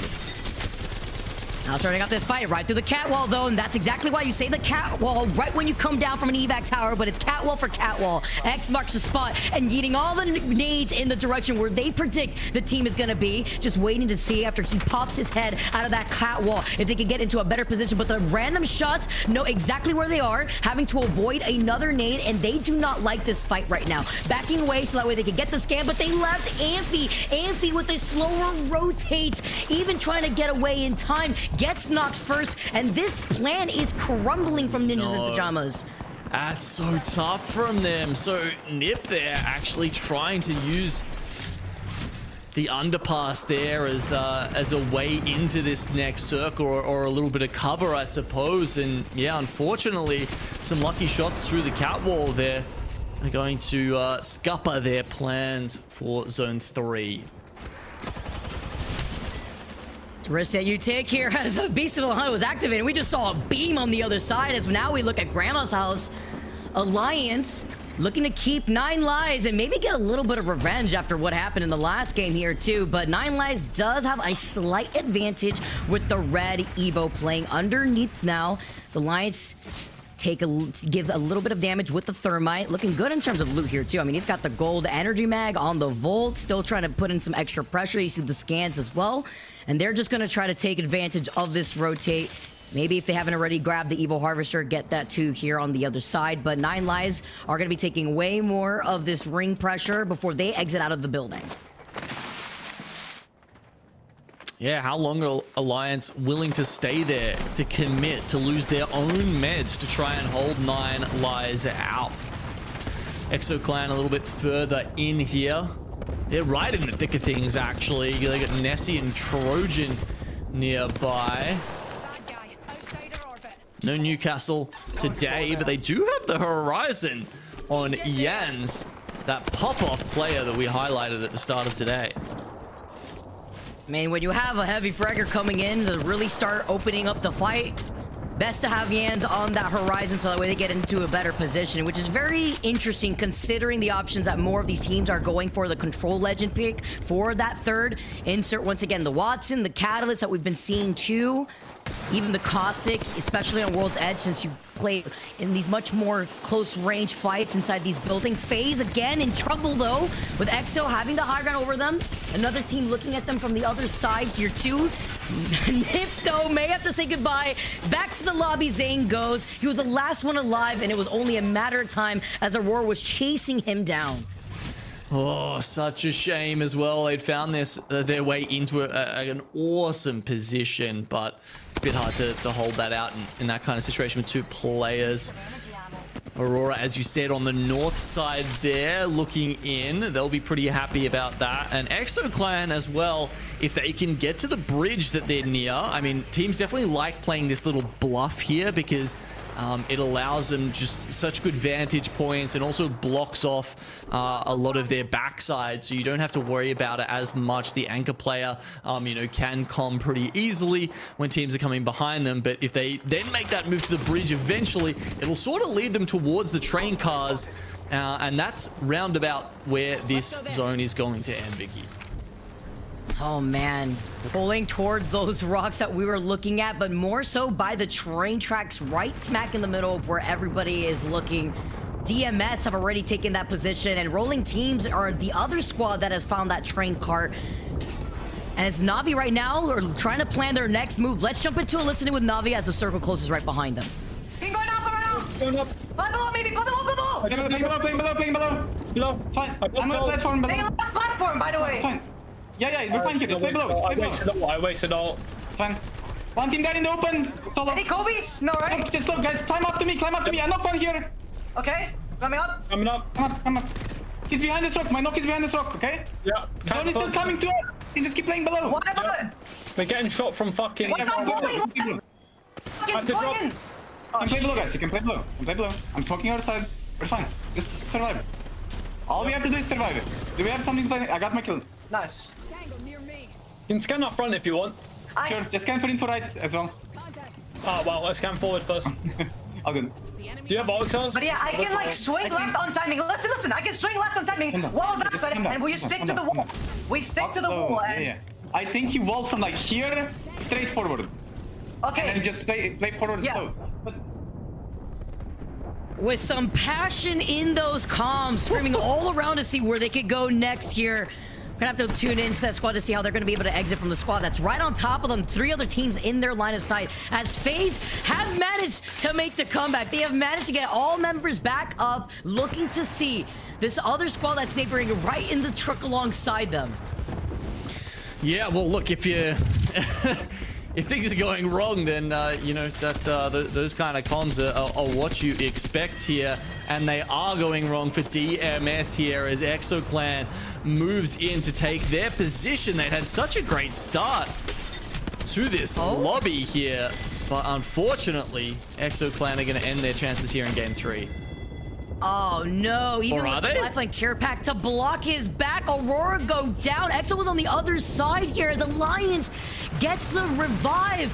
They also were able to get the gold knockdown, probably also thanks to the lifeline death box that's now right there. Thank you very much, as they're going to be able to benefit off of Aurora now. And they're also going to be able to look at Exo, who are still safe on the other train cart. Go next. Playing in pretty much the most southern spot of any team right now. You can see this catwall is trying to buy them time to make that next move. They have to get past Cybercats and Nessie. Can they do that? It's going to be a tough climb up here. The scan from Slab giving them the information of where that next step goes. They decide they need to take a little time here. Maybe they go down and the low ground is the way to play this out. Oh, Atlas, though, patience pays off. The beam with the Havoc coming in, the tracking as he follows up with the Hemlock. Now, one after one, everyone slides in their direction and go next, get eliminated. We saw them right now just next to them on the low ground. And Atlas were exiting out of the tunnel, engaging in that first fight before now getting all the loot at their feet here from 2 different teams. Multiple rats now sitting in the middle of the ring. Cybercats and ANC outplayed, have managed to grab a couple of placement points for their team. Maybe that will go a little bit longer, but it looks like Alliance here have got a lot of loot to work with, but, you know, is the position going to work for them? It's going to be tough. You can see them already putting the hurt down on Ethernal, who stand between them and a spot on the high ground here in this last zone. Rather expensive, though. I mean, aside from the catwall to block the vision from the teams looking at them on the other side, now they have to try to get around the corner of the rock after sending out the evac before wrapping around. They get them just as quick, though. Unlucky, but also Effect putting in so much damage right there. I just hear Havocs blaring in my ears in so many different directions. Okay, FaZe Clan. Oh no, get taken out by EXO. That was the fight on the other side, the opposite side here to Alliance. And Ethernal survive as a single. You can just see Bambino up the top there. But I don't think he's going to have an easy time making it into this next circle. Stay healthy. They're actually occupying a lot of space here on the high ground, trying to keep these other guys at bay. Why don't we have a listen in with them? Let's come back. We're good on Nick. We're good on last Mystico. I'm bang on this! Can you come to me, Mystico? I need to heal you. I need to heal you. I'm shooting for you, Mystico. Shooting for you. Flash him, flash him. I'm scanning underneath. We're good on time. I'm good. I'm powered up. I need a heal. Yeah, you need to fucking just listen. Mystico, you can play on me, by the way, if you need to. Yeah, I'm gonna come. I just need a heal. These guys are getting fucked. These guys are getting kind of fucked. Top 4. Yeah. You got this rock in front of us to play as well.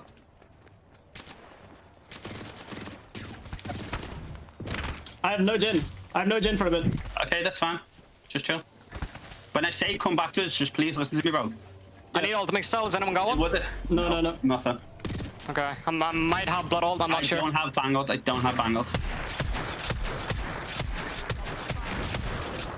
There's a nade in that box behind you, Mystico, by the way, I think. It isn't. I've got No.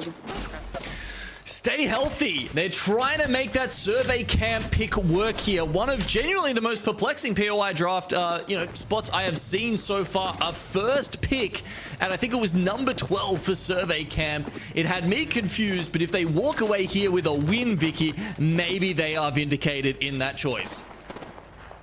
Highlights the way that they feel confident in some of these rotations too, and the team that has been pressuring them out when we heard those comms is no other than Alliance, with a Lucky running double energy, only at 146 and counting now, ammo left, having to be careful with the way they try to take advantage of what they have working for them while still maintaining the position that they have currently with 4 squads left. It's a bit of a tense standoff between these last 4 squads, all alive for them. And you can see the high ground makes such a difference here for Alliance and Stay Healthy, especially because Stay Healthy now having to move out of theirs, while Alliance will be able to keep theirs for a much longer time. But will they drop on EXO's head? That's my next question. I also wondered here with Alliance and Atlas having Catalyst, if that's going to come in clutch. The wall has come up, but they lose out on Hockeys as he was in the middle of the animation of pulling up that wall. Now it's only up to effect. Alliance now playing behind 2 knockdowns. There's still another squad looking to see if they can right behind him. He has to watch out. He's getting shot right behind him. Another catwall to save the day. Effect now chasing that one last player before Atlas, the only team up and alive and healthy, now trying to see if they can dethrone Alliance, stay on the high ground here before dropping down as EXO get eliminated, before eventually getting the last player from Alliance. Atlas are your game 3 winners. Oh, well played from Atlas there. I mean, EXO not willing to wait. They take matters into their own hands and actually push up against the high ground of Alliance. It doesn't necessarily work out for them, but because of that decision, the evac that Atlas are able to take up is just a ride straight to victory, essentially, there, with the other teams in the throes of sort of getting it done in that last fight. Neither of them come out cleanly on top, and that means it's Atlas's to just take. Yeah, just literally for free right there. I mean, if they were going to be able to see the fight happening right in front of them, and they already see, 4 knocks in total right there in that fight, why not take it? Even with the catwalls being up, there's only so much you could do when both of your teammates have already been preemptively knocked. I guess that was the approach that EXO was playing for. They knew that they weren't going to win, considering that they still had to come from the low to high ground, and the only other team that would have seen them in both directions was Alliance in that case. So they decided to wrap around Alliance as we take a look at the match 3 results. Atlas, they not only get the dub, but they get it with 10 KP. Huge KP, though, coming all around, Gino. Yeah, this team that's kind of come a little bit out of nowhere. Obviously, they had a good result last week, and, I don't think they would have been anyone's first pick to be walking away in one of those land spots at the end of this split, but they are, slowly and surely making their way into that consideration here week after week. A few more points down here on the bottom half of our leaderboard, and you can see that Nessie picked up a couple more, Na'Vi as well. Aurora, despite picking up a few kills in each game, Vicky, haven't had an amazing game yet to really put themselves up on the top of our leaderboards for match day 5. I mean, another really 5. Thank you. You're right. Trust yourself. Trust your instincts. So I should. Okay. You know what you're talking about. But another really fun match there. Atlas, a team that's kind of popped off quite a few times now in the first half of our split so far. But once again, we're seeing Alliance in a top spot on a day where they really need to kind of make a statement here. So far, World's Edge proving to be very interesting for our squads, which means we're done with this map. Time to switch on over to the next. And before we do that, it's time for us to do a little bit of a recap, as well as bring in a special interview guest, because we have JMW from Passion ready to join us and hang out. First of all, how are you? Thank you so much for joining. Hey guys, appreciate you guys having me on. I'm doing good, thank you. And yeah. All right, we are excited to chat. And we talked about it a little bit on yesterday's show, but for anybody who doesn't know, and also just to kind of get your thoughts on it, tell us a little bit about that recent roster swap. So, hey guys, I'm JMW. You've also probably heard a lot more about through EMEA, kind of a core player. Recently, I decided to, I got us to join Passion. And I took up on this offer because, 1, they're showing a lot of potential right now, and 2, I feel like I can fit their squad pretty well. Recently, it's been a lot to take in because I've only recently joined them. But, we're putting in the practice, we're putting in the work, and it will show off. We have Feud and 0 Nothing on the team. I think Feud is a very underrated player who's an MNK. He's got very good mechanics, very good comms, and he's got a lot of potential to show. 0-0's been a lot of work into IGLing and also his mechanics on MK. They're both showing off, as you can see. They've gotten 2/3 in the last week. A bit rusty this week with us coming in. We got 11th, but we know what went wrong. We're working on it, and we'll be fixing it for the next week where we play a double block. So we're looking forward to it. I think this week was just a breakthrough, just to see like how we like flow with each other, let everything settle in, and be like calm and composed for next week. So yeah. I love that. I really like your mindset, the way that you're actually approaching this, you know, just knowing that you guys have found that breakthrough and finding out the adjustments you have to make. I mean, with that preparation and now you being slotted in here with a phenomenal team, I agree. I think 0-0 is a great player, IGL. What is your approach now with these POI drafts? How has that affected you with you now coming into the roster? What are your thoughts with the way that they have been able to now approach that as a team? I think the POI draft is a very good like system for us because one, we're very good at adapting to all the POIs. I think 0-0 is very like smart enough to like realize like what he has prior for each zone from what POI. And me and Fyodor, all we have to do is like listen to him, maybe like give a couple suggestions, make his brain like just like start working, and we'll be in good spots in no time. But I think it also is a very good system for us because one, we don't have to like worry about contesting teams that are like core, so we don't have to take that risk of like contesting for a good POI. So yeah, it can be really tough with you know, with some of those teams who are kind of like baked into some of those POIs. It feels like for years at a time. Exactly. All right, look, I want to take you through some of the final circles that we had so far in this series, JMW. I know you've been following along here, so we're just gonna get your thoughts on some of these and how they played out. This one from Alliance, you know, they took over Godspot from, I think it was ANC outplayed, and then a nice catwalk kind of got them to the end spot here. Yeah, I think it was a great decision from Hackers to like ensure he knew the position of the God spot of like OP where they're playing. He recognized they're on blue armors. They have the very full advantage in loot wise. They've got three strong players to take the fight. They take it easily. They know they have a very good position. They know DMS is on the other side, which is also in a very good position. They both control like each side of the zone. DMS killing Stay Healthy and making sure Nessie doesn't come that way, and Alliance then also taking on Nessie to control and zone them away. So they did a very good job in like clearing that up.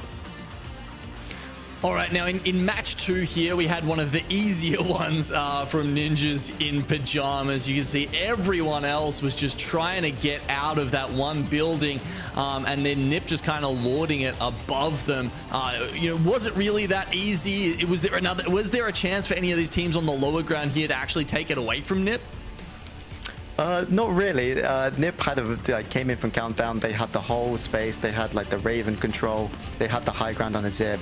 All they had to do was just focus on not getting landed on by evacs and just focus on firing range the whole lobby from all above, and came in a nice like easy win for them. So they did a very good job on that. Firing range that easy. Yeah. All right, well, if we go to match 3, I think the interesting decision for me here was the one where EXO decided to climb up and actually challenge the high ground against Alliance. Talk me through that one. Well, they introduced the Horizon. You don't see the Horizons many often, but they decided they could maybe like catch Alliance like off guard. But Alliance reacted well to this. They were ready for it. They probably realized they had a Horizon on the low ground. They managed to secure the height. They pushed them off high ground. Effect stays alive. Very good job from him. EXO just probably like maybe executed this like a little bit bad in probably terms of focusing which legends they needed to kill. But Atlas did a very good job from low ground. They used the evac play to get high ground, killed Stay Healthy, and just cleaned up the EXO Alliance fight. Yeah. All right, well, you can see that it has resulted in Alliance being in that top spot so far here in the series at 41 points, and Atlas right behind them at 37. So it's still a very close series here so far. A couple of these squads on that second half of the leaderboard need to do a little bit more now that we switch on over to Stormpoint to kind of pick up their performance. But JMW, thank you so much for breaking down those final circles, for hanging out with us and chatting and giving us a little bit of insight and everything that's going on for you in Split 2. Best of luck, and hopefully we'll get to chat with you soon. I appreciate it, guys. It was much pleasure speaking to you guys. Also doing a very good job. So keep it up. Thank you. Thank you. We'll see you soon. All right. It is time for us to switch our focus. We've wrapped up World's Edge, which means that things could potentially change for a variety of reasons. We've seen how those POI draft picks can change, whether they prioritize World's Edge or Stormpoint. Well, now it's Stormpoint time, which also means it's time to say goodbye to Genome. You go take your rest. Vicky and I are gonna start driving this ship. Are you ready to get into Stormpoint, Vicky? Things have been really spicy on Stormpoint lately. I know. I love it. I actually can't wait to see what is in store for us, especially when it comes to zone pools. I know I said that for World's Edge, but Stormpoint's always been the really wacky one where we sometimes have a little bit more diversity, but depends on what side of the map that we're going to be moving on to. As we take a look at the map schedule too, to see their final 3 games once again will be on Stormpoint, as it is usually in tradition here for Pro League, but it also highlights the teams that wanted to prioritize their POI picks for Stormpoint. Yeah, so and this actually, when we're looking at that schedule and seeing that Atlas was the team that just won the last match, they also got their first pick here in Stormpoint. You can see second pick, they chose Lightning Rod. So clearly, like you said, depending on where these picks lie in that draft situation, they were banking on trying to have better games on Stormpoint. And if you combine the fact they just got a win, maybe Atlas is somebody that everybody should be keeping their eyes on.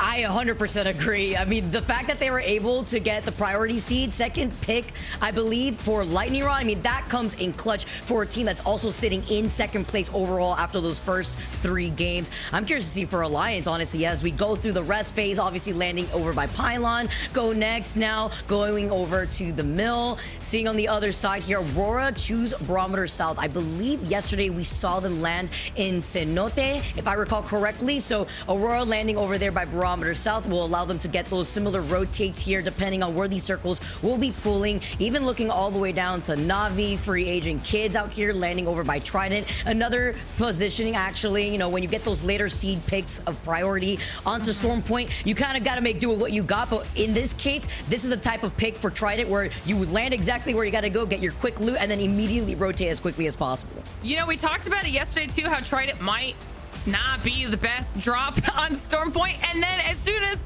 we finished saying that, I think it was maybe the second match on Stormpoint, the zone shifts directly on top of Trident. So you never know. Obviously there are differences in the loop, but sometimes the zone just works in your favor, and then you have to do the best you can with the situation you've been given. It'll be interesting to see what we end up with. Like you were saying, some aggressive zone shifts. We've seen it already in World's Edge today. Stormpoint could be just as fun. I love how you brought up how we saw a circle like that, because we actually have been seeing a pretty frequent circles pull in that direction towards that Trident dome buildings here on the outskirts of North Pad, which could benefit the lights of not just free agents, but also Alliance, who lands over by North Pad as we get this lovely flyby. Devastated Coast just left devastatedly empty, but don't worry, 9 Lives will be able to start rotating in that direction as we waste no time. Dropships have exited the building, and we are getting started here on our first game on Stormpoint. All right, and obviously we mentioned it a few times, Atlas was the squad that won the last game on World's Edge, as now we get a chance to see everybody landing and starting their journey. And did notice that Go Next was at the Mill, one of the better POIs to drop here on Stormpoint, and Aurora, a team that you yourself called out at the beginning of the day, Vicky, as a squad that we know can achieve really great things. We're just going a little hardcore right now. Wait, what are they cooking up right now? With Navi being right there, kinda isolated just slightly as Matafi just starts to approach from the middle. He hears him looting. The pings are coming out. He was walking at first, but he's revealed where he is as he sees him trying to fly by the Trident, trying to see if he can get a shot in, but it's already too late. Kind of made way too much noise. And now looking on the other side of the rest of Navi, now knowing that they are separated. not only are Aurora and Navi in a bit of a pickle right now, but Tafe going down, Navi already down to a duo. Are they going to be able to try and clean this up? We do get Oirain down, so things are pretty even until they're not. And as Navi continues to push, we also need to notice that Eternal was trying to do some distance damage as well, trying to see if they could maybe spoil a bit or third party a little bit of this. One on Aurora does escape, so we still have our 20 teams. And after what we saw Aurora do in match 2, are we shocked that Hardeki's getting these reses? No, not at all. Gonna bring the squad back in and they'll get a reset. Did that so fast. He said hasta la vista from Robert as quickly as possible and got the res. That's what we could expect here too, but it's reses from both sides to the best degree for Navi, as they were also able to get that third back up here. Cybercats, we talked about some pokes being taken from the distance. Now Cybercats showing their face here as we get to see where this circle is going to be pulling. Actually may end up benefiting Aurora now with their repositioning over to this no-name POI where there's a survey beacon and an evil harvester. And then they could try to do a roundabout rotate if they want to continue playing on the edge towards that north side, because we could see so many teams, Apex Warlords, Outplayed. We know Alliance likes to take their time so that way their pathing is prioritizing evil harvesters. These squads are going to now rotate through that edge of the circle all the way to that northeast side as Outplayed also take care of free agent kids. Apparently, they just ended up running into each other. And something we mentioned right at the beginning of this game, the fact that Atlas got the priority pick that they wanted in Lightning Rod. This zone shifted right towards Lightning Rod. Atlas is going to be right there in a prime position to try and grab any one of the potential God spots depending on where the next shifts go. So this could be a really big game for some of these squads. We see Nip on that balloon getting a little bit of a reposition here and seeing where they can get themselves in early. And we also saw a similar zone like this in NA yesterday, and one of the things that Team Falcons actually did really well was hold the southern choke. And so any of those teams that can get into that southern choke and kind of gatekeep that area could end up with lots of KP. And what we've seen so far out of EMEA has been that these early mid-game fights that we're seeing some of these teams do actually pay off in spades if they're able to win their engagements. That's a great point. I love how you talked about that, because you can expect a lot of teams from the southeast side, heck, even like down the middle, to try to rotate on that right choke that you mentioned, because there's either sometimes a survey beacon there, a ring console, or evil harvester that teams want to prioritize. So holding that choke means that you could also pressure out those teams that are going to be stuck in that southern choke once that circle continuously keeps pulling upwards. It should be interesting and could potentially kind of open up the door for teams that did that very well in World's Edge, like Nip, who we just saw rotate in and get a spot that I think we saw CCE play well from last time around we had this zone. That is priority position for them. I mean, people are really claiming some solid real estate right now. Meanwhile, Eternal, that squad who was kind of debating whether they were going to get involved with that Navi Aurora back and forth, now on their trident, making some rotates here and trying to get themselves in a little bit earlier so they don't have to push through too many of these teams. Especially with these tridents, they can try to get these harvesters quicker. You saw the shot from the distance. The scan's gonna reveal that player. Go next, hugging those buildings. Saying though there is a beacon there, so if they do want to try to fight for that, they have that ability. But with the trident, they're just going to prioritize their rotate instead. Now going right through Cascade Falls while Go Next still tries to take some shots at them. And with Eternal prioritizing their rotate, maybe trying to go through that north side that I had mentioned before, as we could expect that from Aurora. More of these teams playing by the edge, trying to prioritize that final circle positioning, especially in a final circle like this where at least 35% of the circle is going to have a mountain blocking your view. Yeah, this will be interesting. I think it's going to be a little unforgiving in the same way that that aggressive skyhook shift was for some of these teams on our World's Edge match.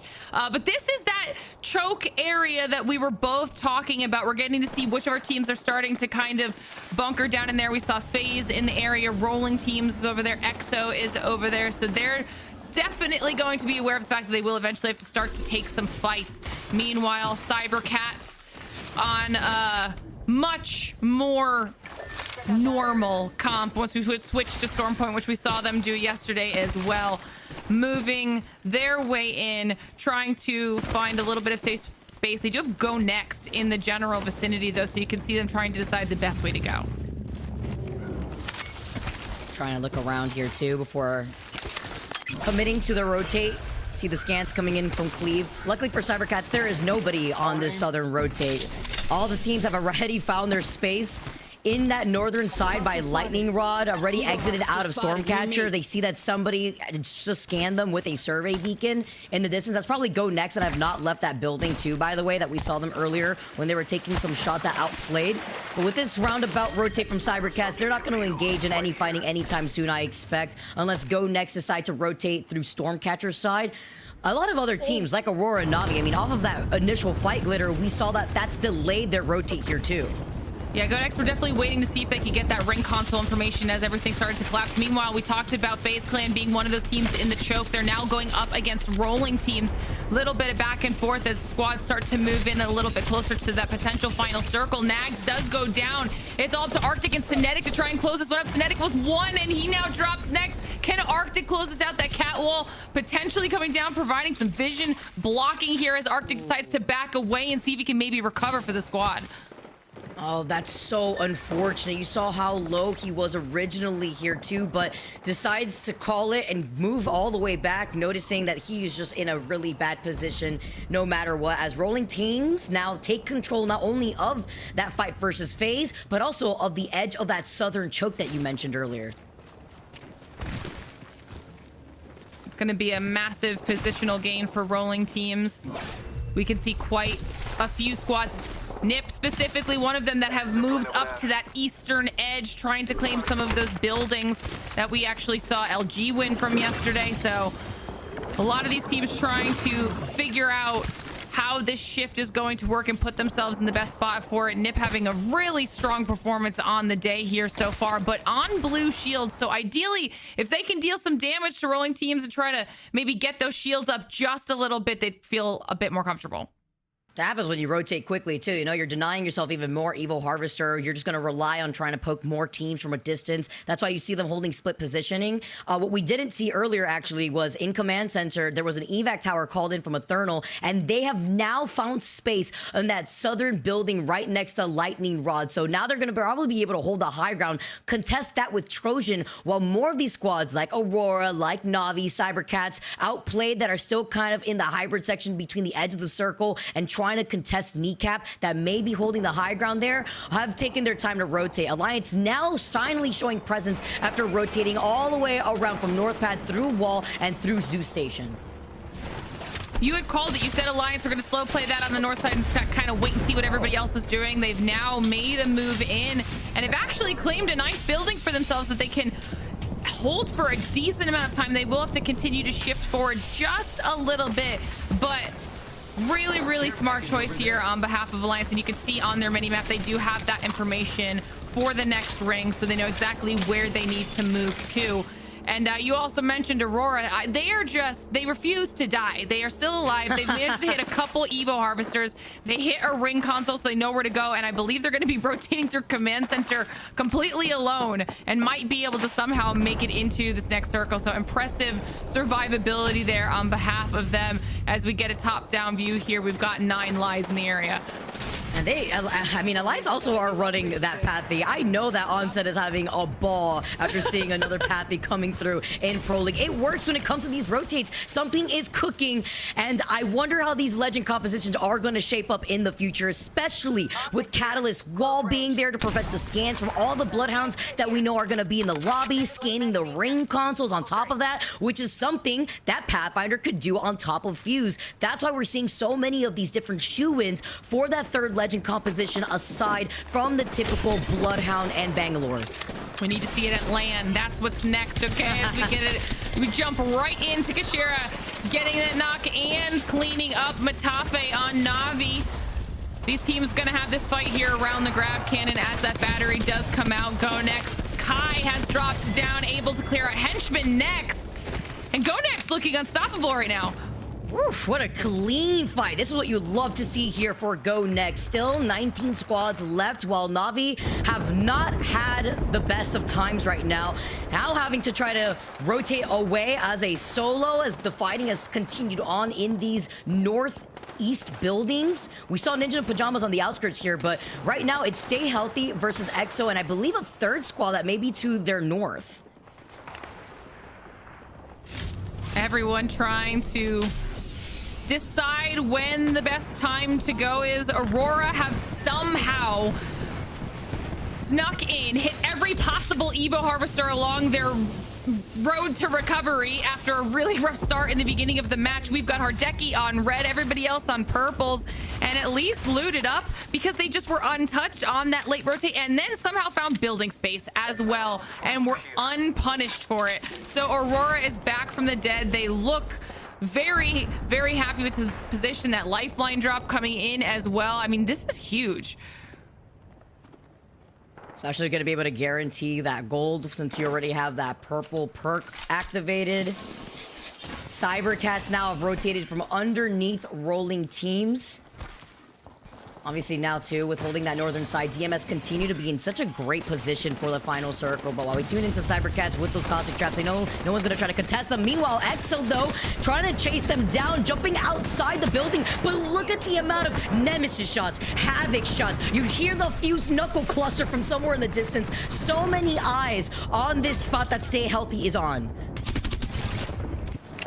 This is a massive fight here. Atlas was that squad we talked about that should have had an opportunity, or definitely did have the opportunity. They were in a really solid position to move in based off of their drop, and ExoClan are just not allowing them to maintain this space. ANC outplayed down in the kill feed, as well as players are starting to drop like flies because now that people know that their ring is about to shift, they have to clear out space, and everyone tried to be in the same area. A play get eliminated here now too, as Atlas are still holding on to their dream. Solo playing by the bins over on the outskirts of the building, while Eternal have not left from this high ground, as they should. They still are looking at Trojan that also are sharing the high ground with them. You can see the shots. Bambino falls incredibly low, but he drops down. And there's another team not only right here, but also the ring is giving them that pressure. They don't worry, they will be able to get that reset for right now. You see the scans noting where these other teams that are on this low ground, but luckily for them in this building, exactly, they have some space and time to reset. The solo on Navi does go out while all of that chaos is happening, and while the fights are going on, we see an really solid evac tower use out of 9 lives. Atlas out, ExoClan out, all of these teams on the eastern edge having to fight to move in to the next ring, and they're just absolutely dying for the punishment of having to make that move. You see Nip trying to move in early and avoid a lot of that chaos. They go back towards the choke that rolling teams have been holding this entire time and opt to take this fight instead. Now playing off the high ground here this time around, but again, it is those blue Evo shields that Ninjas are working with. Sending over the Arc Stars though. Can we get another repeat play here from Nasky? Huge nades now this time coming in from Amphi. Who says they need a fuse here on this team? They could just be the fuse themselves instead with the onslaught of nades that they are yeeting in their direction. But now trying to climb up, Zane gets called out as he tries to climb to meet up with the rest of his team. This is just a getaway from Joe Cart for free for Cybercats. Now they want to capitalize, sending out their own Arc Stars as Ranches tries to take an off angle. This was a massive third party on behalf of Cybercats. They saw the fight going down between rolling teams and Nip, were able to sandwich not only rolling teams, but then utilize the damage that rolling teams had done onto Nip, push up and try to take this position off of them. They do lose Elunzi, but should be able to stick this res as nobody else is in the general vicinity, and Cybercats will have a nice reset in this corner, as well as all of these loot boxes at their disposal. I'm just appalled that Cats were able to win that fight, being on the low ground disadvantage, and after losing out on all their shields. Like, that was actually a crazy reset from Cybercats. Ninjas know that they are absolutely wondering what went wrong here as the circle closes in and Kneecap try to contest all the other squads that are now funneling in the direction of where this next circle is pulling. And you can see that they all have to move, and there's at least 4 different teams in this area. Kneecap gonna do what they can to try to get some KP on the push in. They do lose 1. It's just Funk left at 1. Kneecap is out, unable to survive all of these other teams. You've got Go Next in there. You've got Aurora in there, and Go Next is now out. Aurora will soon follow. Nobody can survive this final push in. Oh no, back to the lobby we go though. DMS still alive. Look at those evil shields here, putting on so much pressure as they also clean up Alliance and Knuckle Cluster being the nail in the coffin for Hockeys. Trojan now also trying to fight their way over from the right side, or rather the left side, coming in from Lightning Rod. Just trying to be able to play this out. Apex Warlords get eliminated. Now can they get the reset? They got less than a minute on the clock. They absolutely can. And noting that 9 Lives are not even going to contest them and leave that exact spot, because they're looking at 2 different teams at the same time while still trying to make sure that they can edge their way into the circle. That was a really strong push on behalf of Trojan, but Stay Healthy is the only team that looks like they're in a safe space with any cover for this final ring. So let's jump into a listen in and see how they want to handle this situation. Oh my god, slow. They're just gonna play this side, we're fine. You just can't get rid from left. Oh shit. Left is looking right, left is looking right. Listen, we're still same time as you go. Yeah. Yeah. We're still good here, like here. Sort of. How many KP? 2? 1. Wait, I got none. 3. Sorry, I got none. Okay.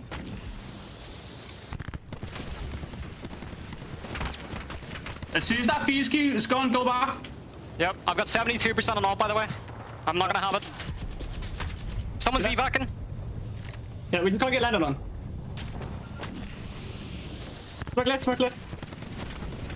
You're safe on me in this corner. You gotta get right in the corner. Yeah, I'm selling. We have to just make sure left doesn't come to us. Yeah, just chill then. I think left is trying to fight. I think left is gonna try to fight us, maybe. Do we just go right and 2 people right? 80 on left, 80 on left. I think we just stay here. Look at the spot I'm in. The spot I'm in is really fucking good. No one can shoot you. I'm coming to you, coming to you. Left. The left is trying to evac, maybe.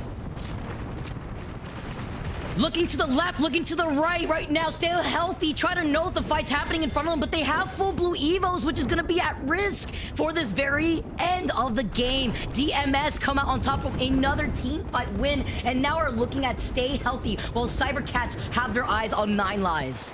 Yeah, this is huge. 9 Lives trying to move into some sort of safety. Cybercats are eliminated. 9 Lives handling themselves very well in the center of the zone. But like you said, DMS all on red shields right now and looking the way of 9 Lives as a duo that could be scary for 9 Lives. Meanwhile, Stay Healthy, the only team that's been able to maintain that eastern edge for cover, will also have the slightly slower side of the zone when they start to have to move in. So this might be their match. But like you mentioned, those blue shields are painful. I'm just gonna say that Knuckle Cluster is going to have a field day on these blue Evos. We gotta see as the circle does collapse in the next 30 seconds right now, but we know how lethal Fuse is, especially in the end game. Although it doesn't look like he had that mother load ready, but let's see as the time passes. 3 squads left, and 9 Lives playing this out as a duo was able to take out the full trio that was Cybercats earlier. So 9 Lives playing to their terrain very well. You can almost see that Stay Healthy know it might be that they might be at a disadvantage because they are looking the way of 9 Lives pretty frequently, even though they know that DMS is on the right side. They've got a little bit of a 2-1 split right now going just to try and zone DMS off. But honestly, DMS can be really patient in this situation and kind of force the other two to fight. So they're trying to take some shots now, at least get to purple, but the DMS knows that they have full blue. They're not going to give up their position because if they do try to wrap around them, that's just going to be a free 9 Lives pressure. So DMS holding on to the high ground for right now. The mother load is ready, by the way. They're calling in a Moby for some extra makeshift cover. You see that they got the crack originally. This is the team that they have to worry about, even if they're a duel. It's because they have more health. They take them out just as quickly, and now they can take their time in taking care of Stay Healthy, the full 3-man with blue Evos. DMS took barely any punishment from 9 Lives making that push in, so this is going to be a really quick fight. They know they should have the advantage here the second they get that crack. As you see that 1 is down, and it's time for DMS to make their move in. They push around the rock. The Fuse is being as annoying as possible, but they lose Taskmaster. It's down to 2. The height is massive. Somehow, though, DMS closed that one out. It was, like you said, Vicky, at the end of the day, it was all about the shield advantage. No matter how well Stay Healthy played that, the additional leeway that they had on behalf of DMS because of those red shields made it that easy for them to close out. Yeah, honestly, what also helped out there, at least for Stay Healthy, I like the plan, the execution, though, it's still you're at a disadvantage. They were winging on just swinging fully, which is how Taskmaster got burned as much as he did. And we almost saw it happen, you know, to somebody else from DMS. But it was the fact that DMS, with the Evo advantage that they had, was more than enough health on top of the Fuse and the Knuckle Cluster pressure to just take care of Stay Healthy. Nonetheless, though, Stay Healthy holding that position that we saw a lot of teams fight for those buildings from early to mid-game, still was able to hold that down, even with full blue Evo shields. Yeah, that was a tough ask of Stay Healthy. And like you said, they handled it really well because we saw how many other teams were lost along the way. Nip move up to try and take that fight in the choke, which actually went well for them if it weren't for Cybercats to come through with the pinch and then the third party. There were so many others. I mean, credit to Nine Lives as well, too. They survived for a really long time as a duo, took out Cybercats when they tried to make that cross somewhere closer into the next circle. So there were lots of things that a lot of these teams did well in that final situation. Yeah, even DMS keeping their cool and fighting teams like Alliance on their way to that circle. I already know that they got that dub with so much KP. Why don't we actually take a look at the match results to see exactly how much DMS did? And woo!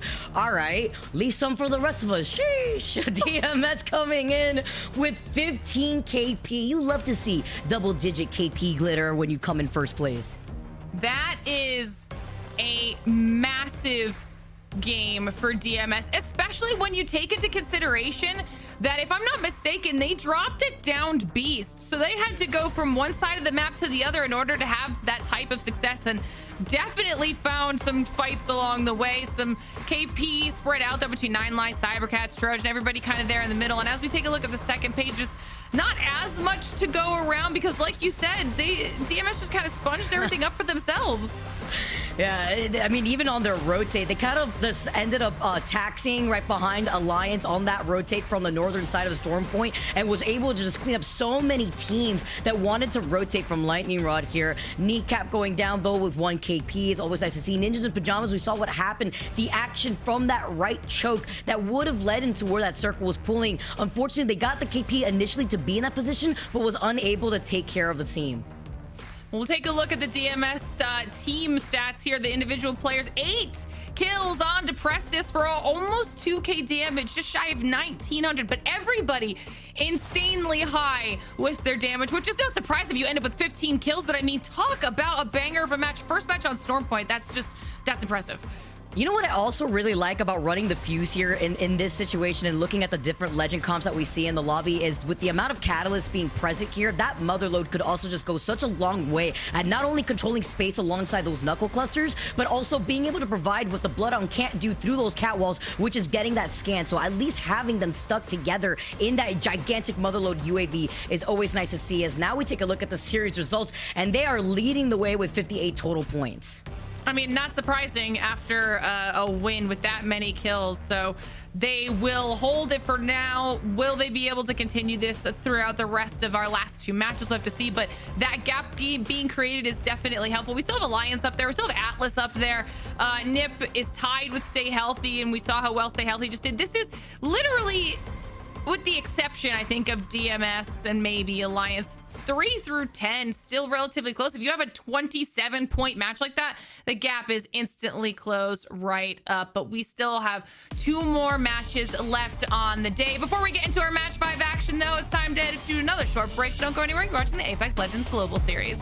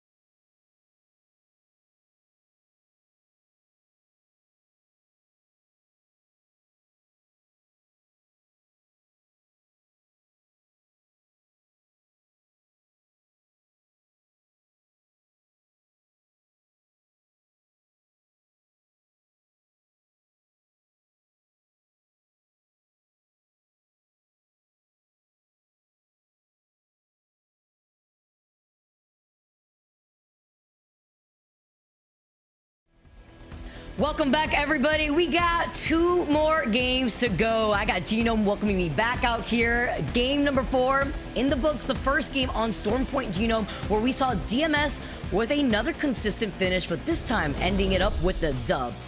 Yeah, they played this Enzo pretty well, huh?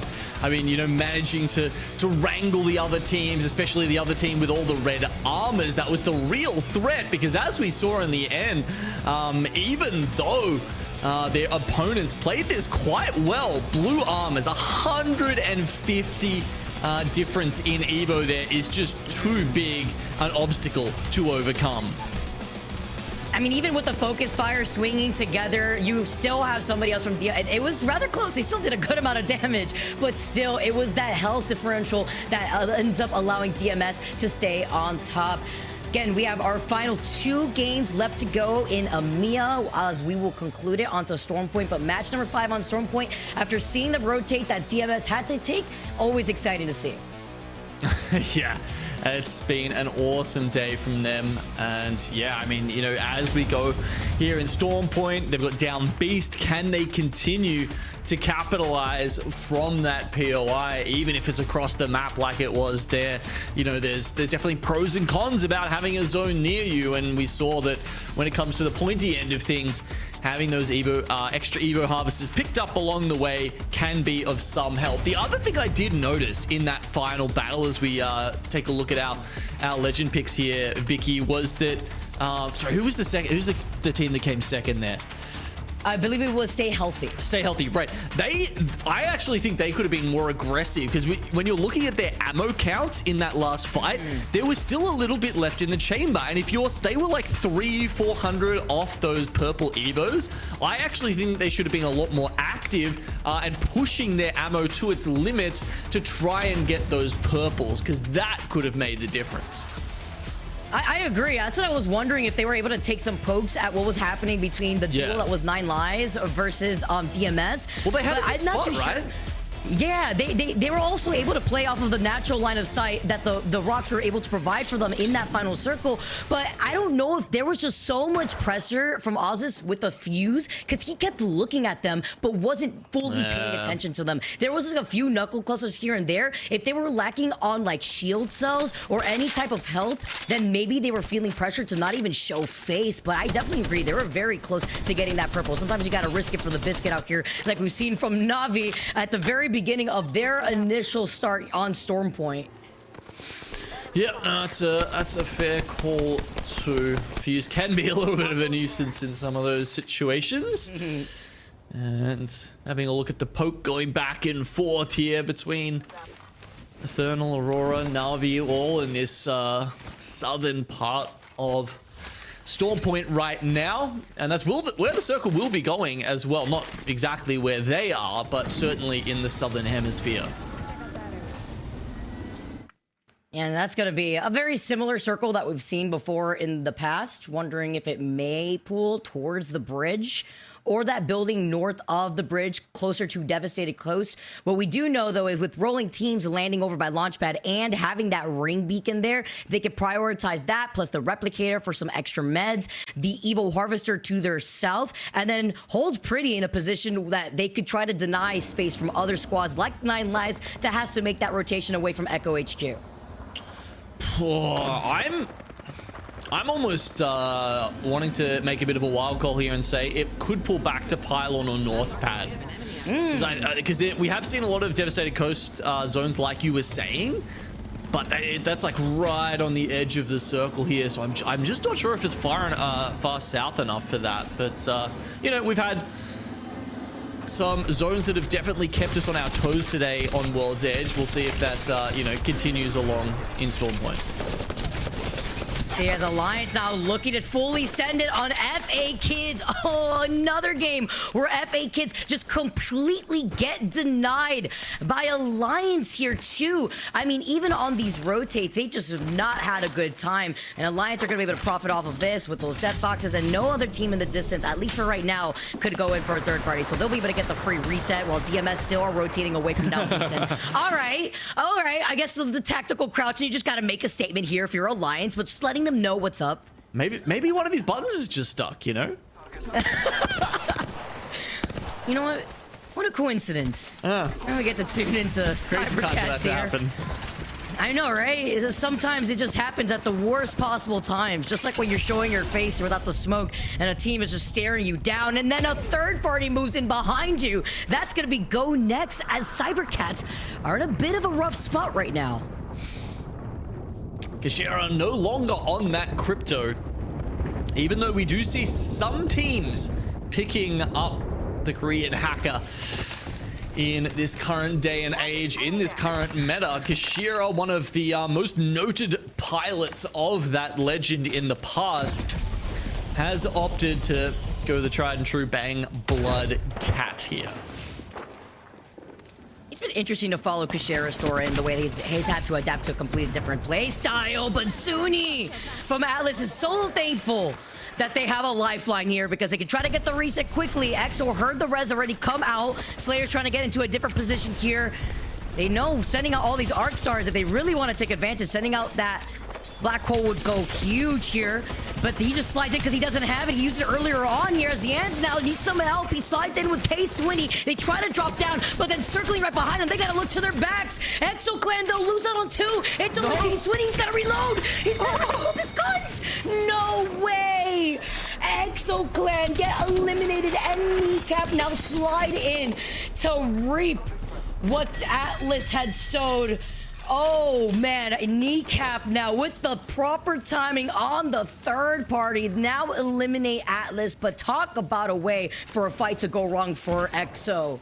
Yeah, way too easy. But that said, is that it? Are we done, or is Ninjas in Pajamas gonna make a little rotate here and get involved? You can see they seem to be somewhat ready for it.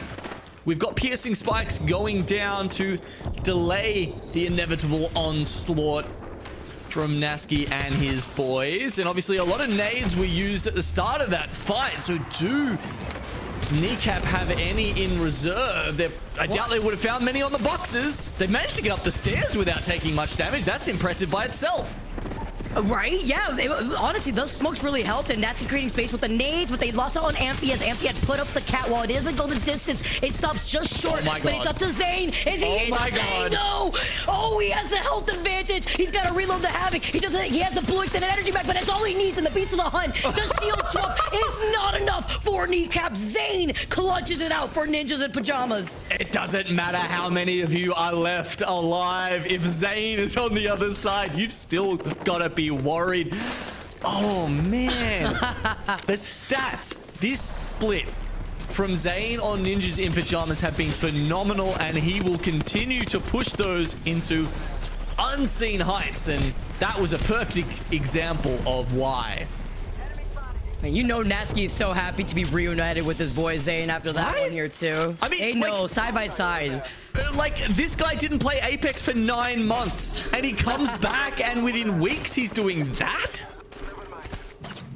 You love to see it, especially when you get to play with a former teammate that you already know the way that they try to take in your comms, the way that they approach these fights, all the faith into Zane here as we tune into Eternal Bambino, one of the pioneers of the Fuse.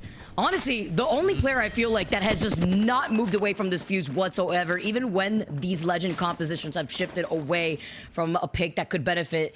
Even in these 50-50s, since we don't have these 50-50s thanks to POI drafts, obviously Fuse just comes in clutch alongside with the Conduit here, but there is no 50-50s here, and Bambino's still stuck with that Fuse as we take a look at where the circle is pulling. And Genome, I'm looking at that bridge though, FaZe Clan, Trojan, and so is Stay Healthy already on the outskirts of where the circle could potentially be pulling. Yeah, you might be on the money this time. The other circles we had were like a little bit below the bridge, but I mean, yeah, you said the bridge, right? So, yeah, look, we'll just have to see, I guess. It's definitely pulling in that direction. Apex Warlords, you know, maybe they were hoping for that launchpad zone, or perhaps they were just holding to gatekeep some other teams in, but certainly you can see the majority of teams are predicting that's more southern zone, and they just skirt the bottom of that circle. We have seen the circle pull towards those houses. I believe it's one of the hilltops that rolling teams could be holding. In a very similar fashion, I believe it was Alliance that won game during day number 1 that had been able to clutch out a win there.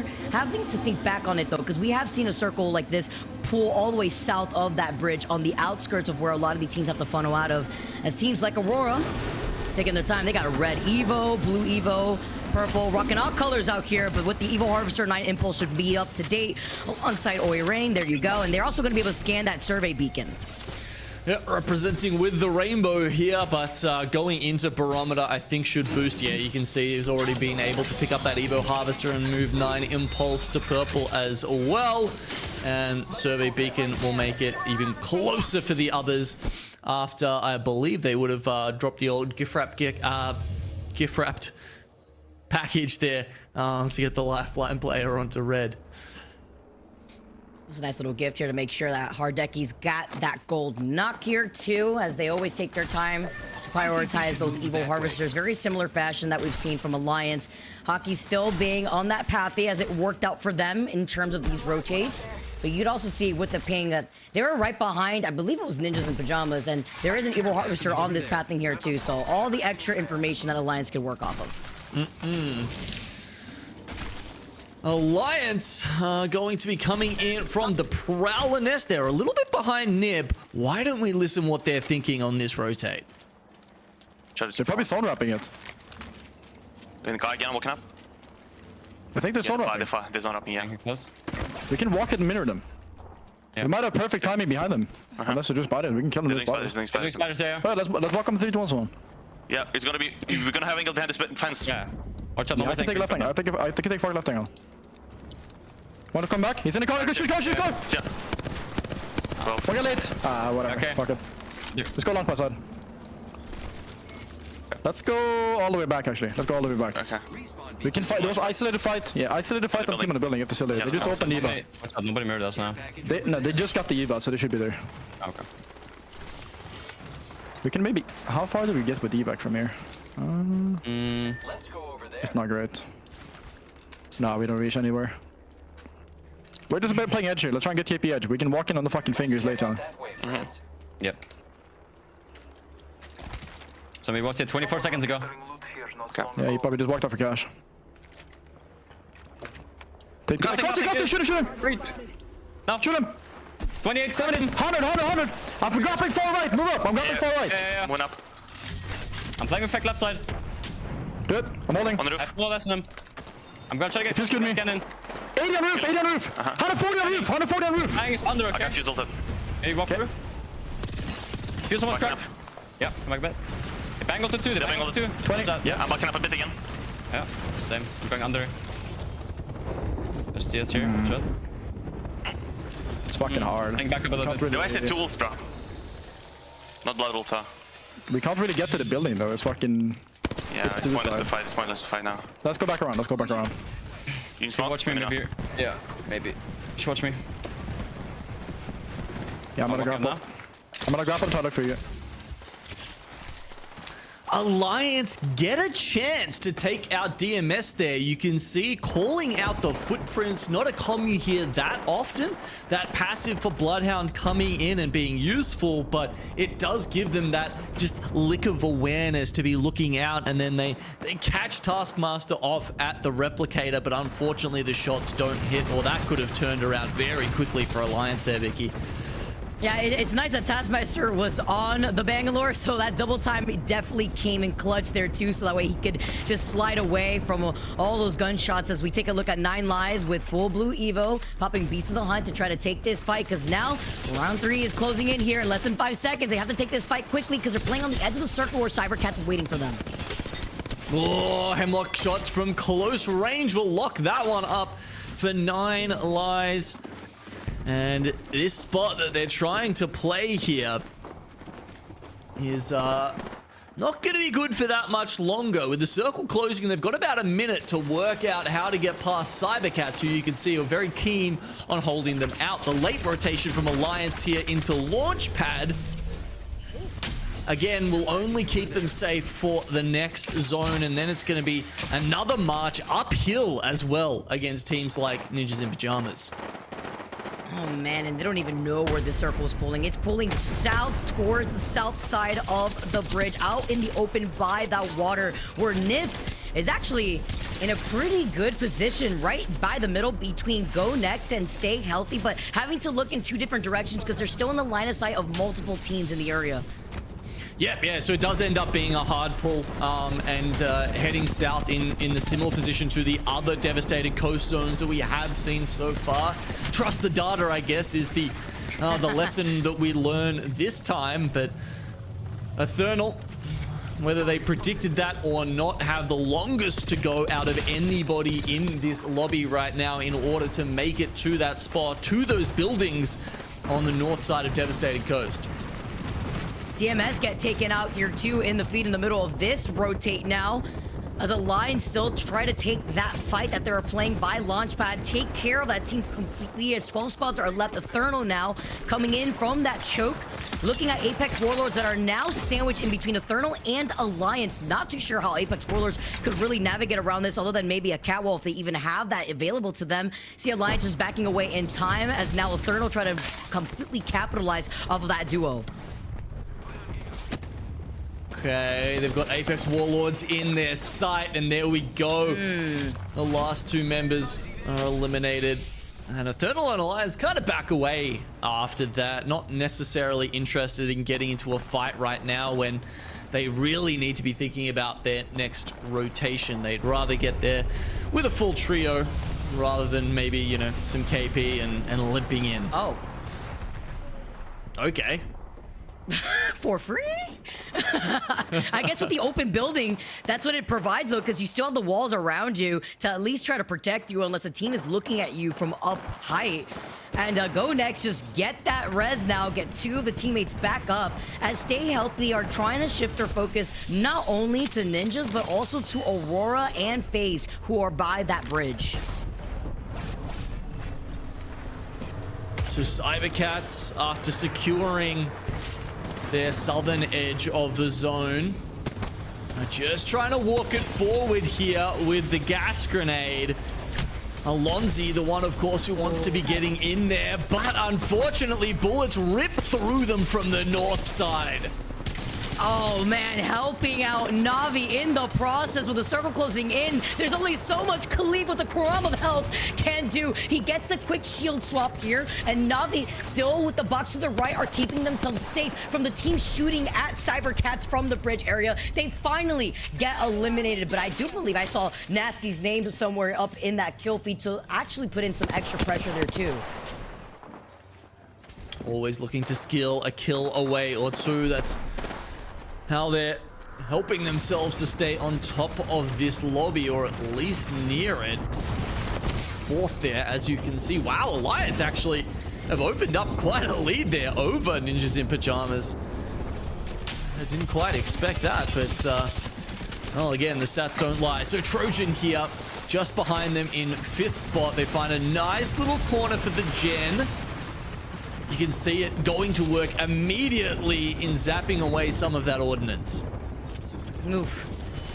Beast of the Hunt activated there too. Scan for scan.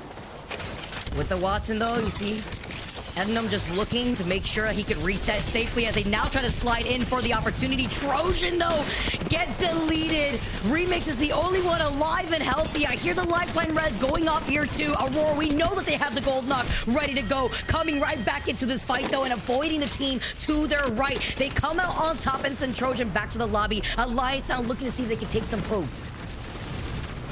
Okay, Alliance start roping in on top of Aurora, just the way that Aurora did on top of Trojan there. But as you can see, I think a lot was that is that a spawn in? Yeah, there's no attachments on that gun, so it must have been an Alliance. No, they get met with a hailfire of bullets there from Aurora, and it's going to be a back off from Hackus. I think the last one in and potentially the last one out.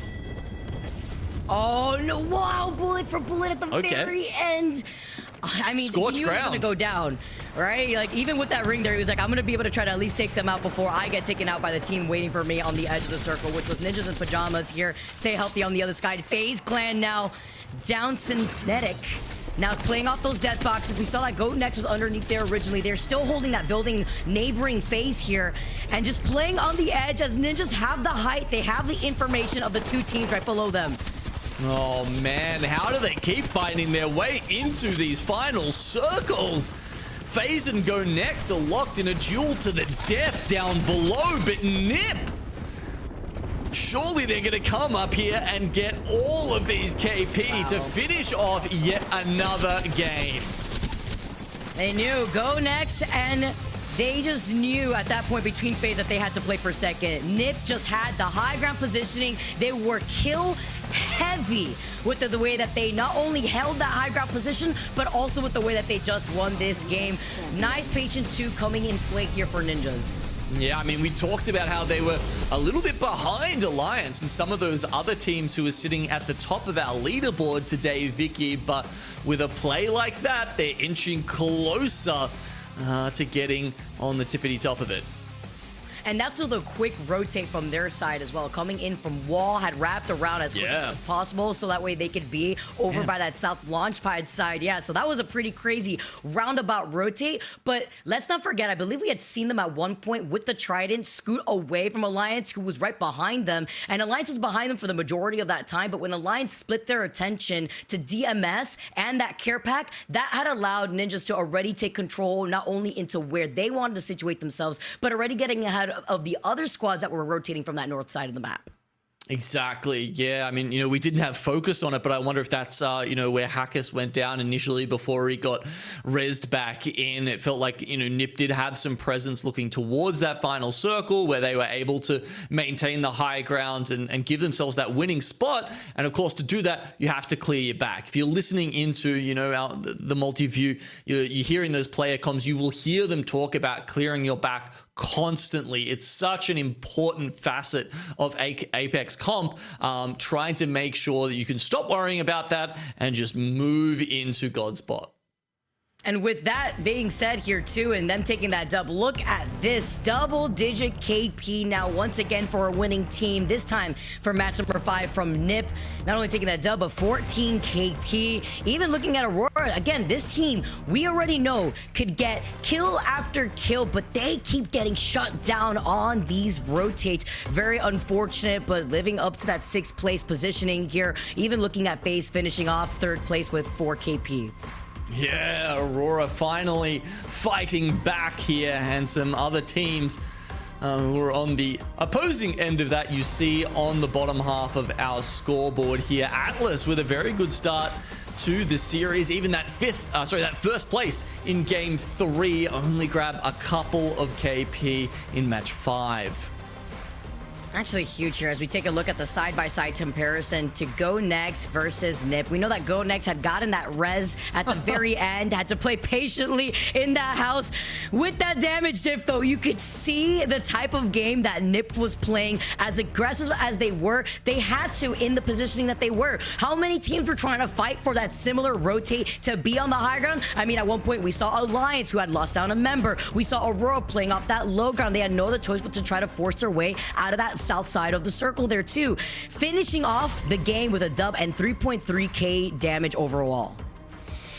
Wow, and having a look at the overall series results and where that puts everyone, Vicky, Nip close the gap. Not only that, they overtake Alliance, who moments ago I was saying, oh, there's a big gap that Alliance have opened up here over Nip.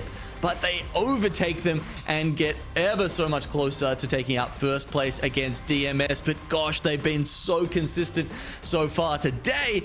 Can they pull out one more good performance to stay ahead of their rivals? That's a lot of points there too for Nip, because before this game they were standing with only 30 points. Now they have 56 total points. That really highlights the side-by-side comparison of them getting super aggressive and playing for that dub as well. And DMS only securing 1 point since they've been in that 1st place spot. Now we got one more game to go here in EMEA within Storm Point. Don't go anywhere, because that's coming to you on the other side of this break.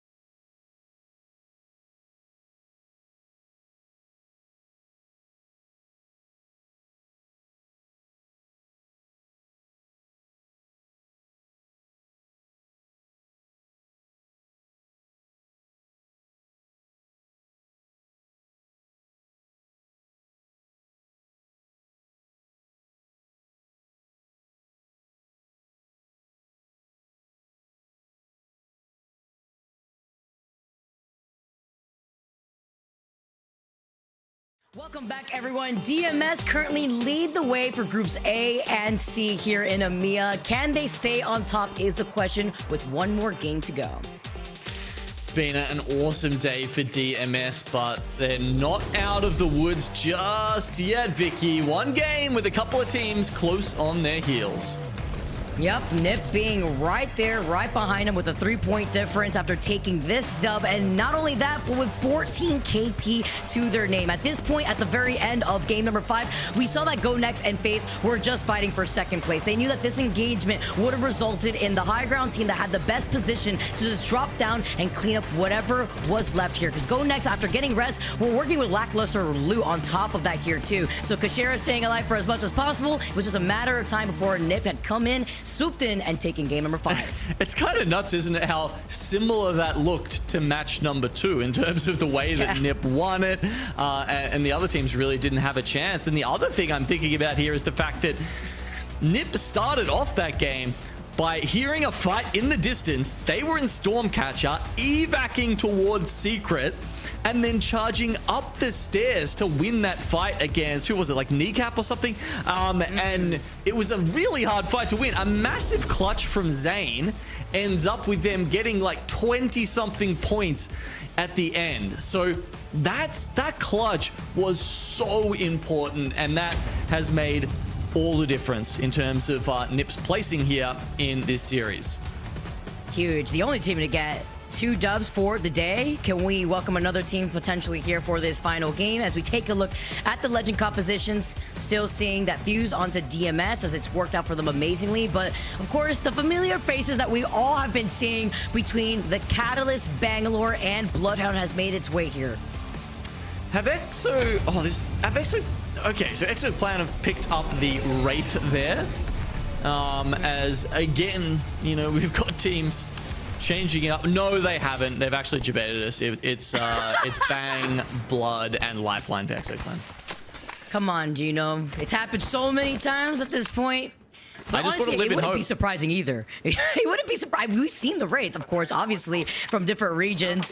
So that's what we've been seeing from design. But what I do like to note is that a makeshift legend that we've been seeing teams utilize a similar workaround to what the Wraith lacks has actually, surprisingly, been that Pathfinder. So seeing how that may work out, I have no faith, but seeing how that may work out for a team like Alliance that have been using it to close in these gaps and getting information and also getting to these evil harvesters faster, it works into the grand plan here for Alliance, since that is the way that they play around these games, is prioritizing those evil harvesters. And we take a look at Aurora losing out on 9 impulse first.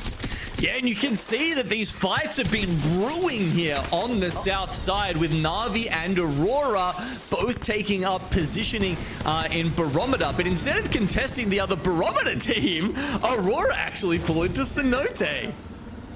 Aurora just choosing violence. Like, Na'Vi's not safe, Eternal's not safe. Anybody on this southwest side of the map isn't safe, and Aurora is always so quick with the Trident to immediately dip and then get the res if things go wrong. I mean, it's just a matter of time if teams like Go Next, who exit out of Mill, just want to capitalize off of this.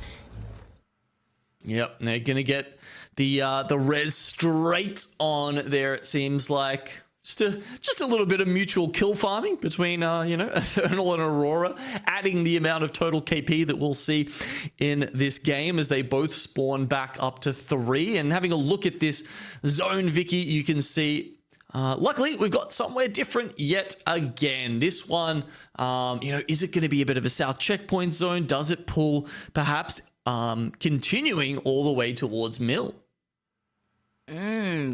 Especially towards those little houses to that right side of Mill. But we do note that there's so much information for these teams to try to take advantage of, whether it be that ring console, the survey beacon being right there by Mill. You see Outplayed already ahead on their rotate as they try to exit out of Cedo, with Nessie being right behind them. Aurora, though, counting their blessings once they get information on where that circle is going to be pulling, because now they can play by the edge, wait to see what Eternal's going to do, because Eternal will also have that same type of information exiting out of Cenote Cave with the survey beacon. Yeah, I'm gonna make a call for the South Mill building. We'll see if that comes true. Trojan. Looks like they were waiting for potentially a rotate through by FaZe Clan who are sitting nearby, or maybe they just want them to head out so that they can grab both the Evo Harvester and the Ring console. Some juicy Evo in that exchange. Meanwhile, closer to where this will end, we've got a little bit more north. However, it's DMS versus Alliance. Number 1 versus number 3 right now. If these two fight, it could have huge ramifications for this lobby. Oh man, with Alliance having 54 points and DMS with 59, the motherload has already been called in here from DMS. But while they take this fight, there is a team that is right behind DMS that could sandwich them, and it is Apex Warlords as Hawkeys tries to get into a better angle here. Effect isolated just slightly as DMS get eliminated. It was Apex Warlords that forced them back to the lobby, and they may not be holding that first place spot for long, Genome. Oh my god, does Alliance go out here as well, though? You'd see Unlucky down already. Effect does find the shield swap, and now as he comes back in to back up Hackers, it's looking better and better for Alliance. Oh no, Apex Warlords were thirsty for that finish. And Effect just free pickings here, getting another knock, only leaving one from the Warlords. Effect gets taken out. Hawkeys follows up though, and immediately finish off that last player, gets the res, and will be able to get the respawn with the beacon being right to their south. We turn the lights back on. The disco ball lies still. There will be no continuing of the party here. No one else within range, and so Alliance should get that respawn immediately at Down Beast. That's very important for them. Imagine if they had have gone out right there, it would have landed the series straight in Nip's lap, but it doesn't happen. It will fight on between those two teams with, yeah, DMS. I mean, they've got a small lead, you know, to start off with, but there's every chance that gets eclipsed by these other two teams who have got, you know, they've got the record of putting those points on the board, Vicky. Especially two teams that usually are always in these final zones too, prioritizing their rotate, especially if they have to get aggressive and playing by the edge. Nip and Alliance are no stranger to those, so and I have to see here, CMS have to rely on their fate on the rest of this game. Nip on their rotate, the team that is currently sitting in third place right behind Alliance with 56 points. Already going to be able to rotate through Cedo, where Trojan and Stay Healthy are actually rotating in a similar direction now. So Nip trying to see if they want to either prioritize maybe trying to take this fight, or if they want to get deeper into that next circle. I mean, they haven't been scared of early fights, and going into this game, I'm sure they're tracking that leaderboard. If they had have seen Alliance go out earlier, they might have, you know, just tried to play it safe and get a few points. But at this point, they're trying to work their way upwards, and they're going to do that by taking shots at Trojan, who try and retreat in the open here. It's going to be for the fight for the information too. This is that spot where a lot of these teams coming in from the east side want to try to prioritize Cedo just for the sake of the console that's on the high ground that Nip have already claimed right now. Zane still putting on the pressure though with some of these hemlock shots right through the smokes thanks to the Beast of the Hunt. He's going to be able to get that vision, but it's even better for them that no team that's on the top of the hill are even pressuring them. This is just free shots for Nip as Natsuki's able to get that knock. Wow. Free KP, as you say, with Cybercats kind of helping them out a little bit as well. Shots from afar, and I think only one of the Trojan members actually managed to survive that onslaught. Okay, Ring actually pulls a little more to the north, and okay, yeah, does this end up potentially even in front of the head of the Beast? Or maybe towards the buildings at the back of Mill. The way that one's looking, I'm feeling it's definitely not inside checkpoint. I'm going to guess it's actually up towards Beast now, which, as you can see, teams haven't necessarily banked on, Vicky. Most of them sitting up in and around Mill. It's only Alliance that's sticking up there, and they've got the Ring console as well within the zone. They can get some serious scans and information off that. Exactly, and that comes in clutch when you're rocking that Pathfinder and you get the perk that allows you to scan those ring consoles, and knowing that no other team was approaching them after they got the whole res and reset, that they were able to claim that ring beacon and prevent other teams now to start rotating there, because these other teams were taking their time to rotate in this direction here. So Alliance in a pretty good spot looking at where that circle was pulling, and then they having that information is even bigger as we see more squads here rotating from that north side. Atlas is going to be able to get that information off that survey beacon and see where all these squads have already contested by mill. You see even the pings coming in because this team doesn't have a ring console to scan. They don't have a legend that could do that. They are rocking the lifeline, so they're banking on the amount of people in these circles to see where these people have predicted where it's going to be pulling. No, it's a really good spot, right? There's, is it 3 characters that have that Ringmaster perk? So there's, you've got Vantage, you've got Pathfinder, and you've got Fuse. I can't remember if there's any more, but obviously most people have been picking Fuse so far to try and, you know, play for those late game ring consoles. Alliance actually changing it up a little bit here with the Pathfinder pick that does give you that same mid-game option, not necessarily a start of the game early rotate option, but a mid-game option to get the information.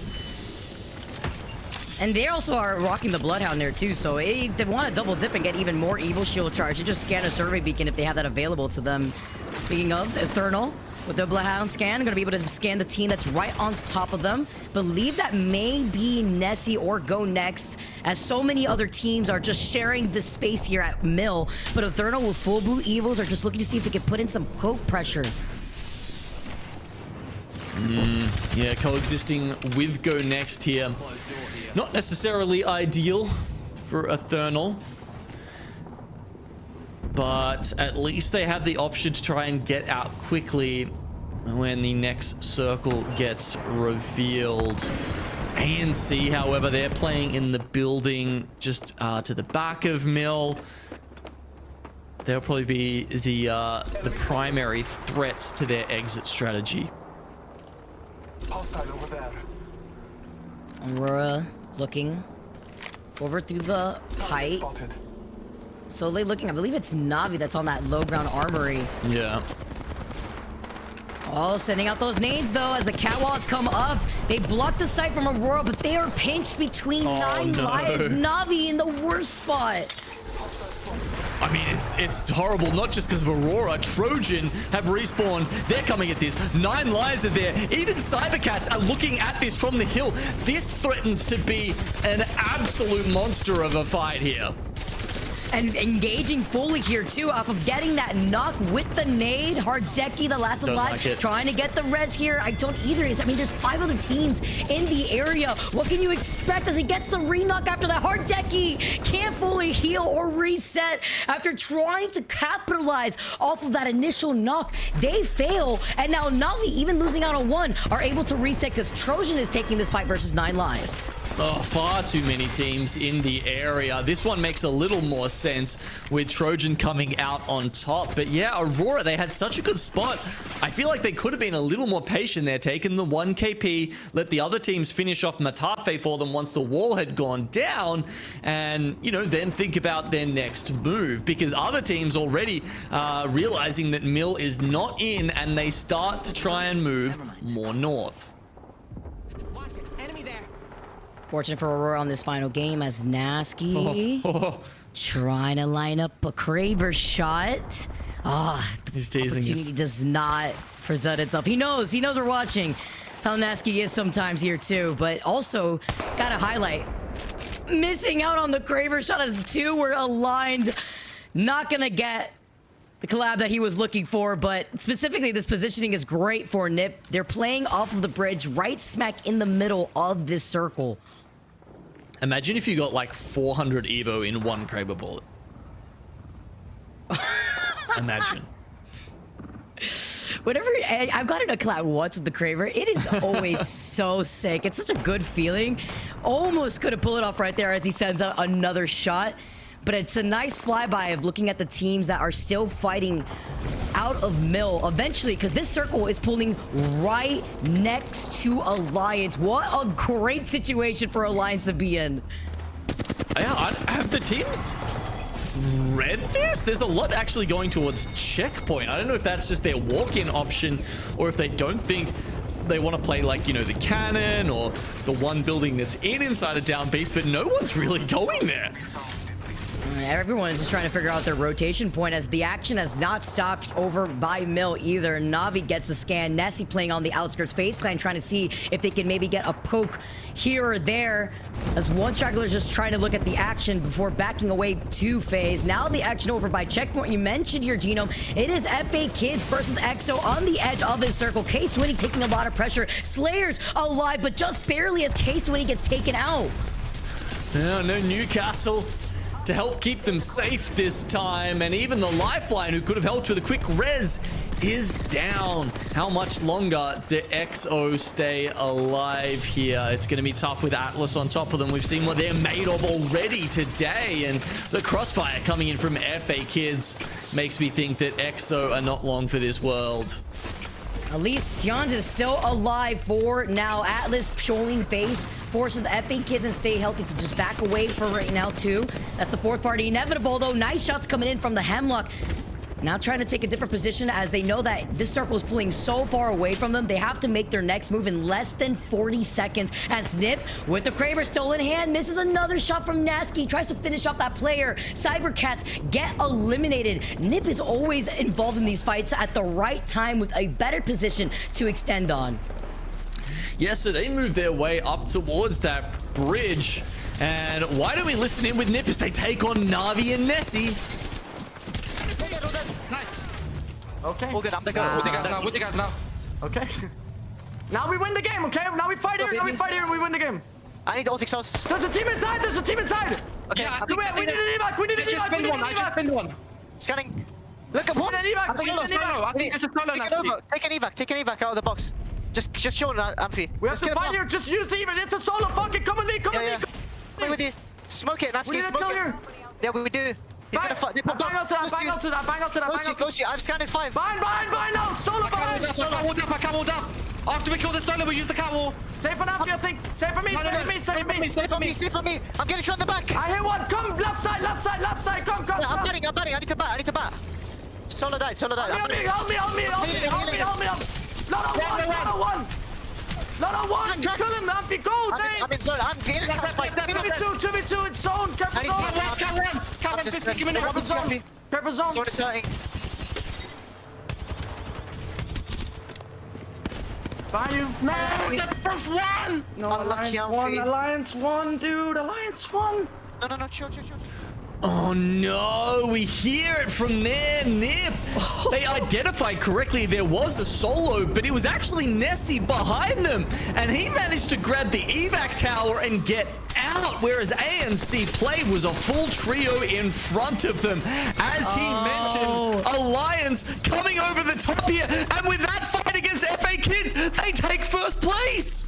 And that's why Nasky was so worried, knowing Alliance was just 2 points away from taking that first place spot. And here they are with 65 total points, taking the solo that was behind Nip. Finally out. Nessie eliminated our last 3 squads alive, and Alliance have not moved from this position for all the right reasons. They've had circle control. They've had circle information with the Pathfinder, and it is working out for them.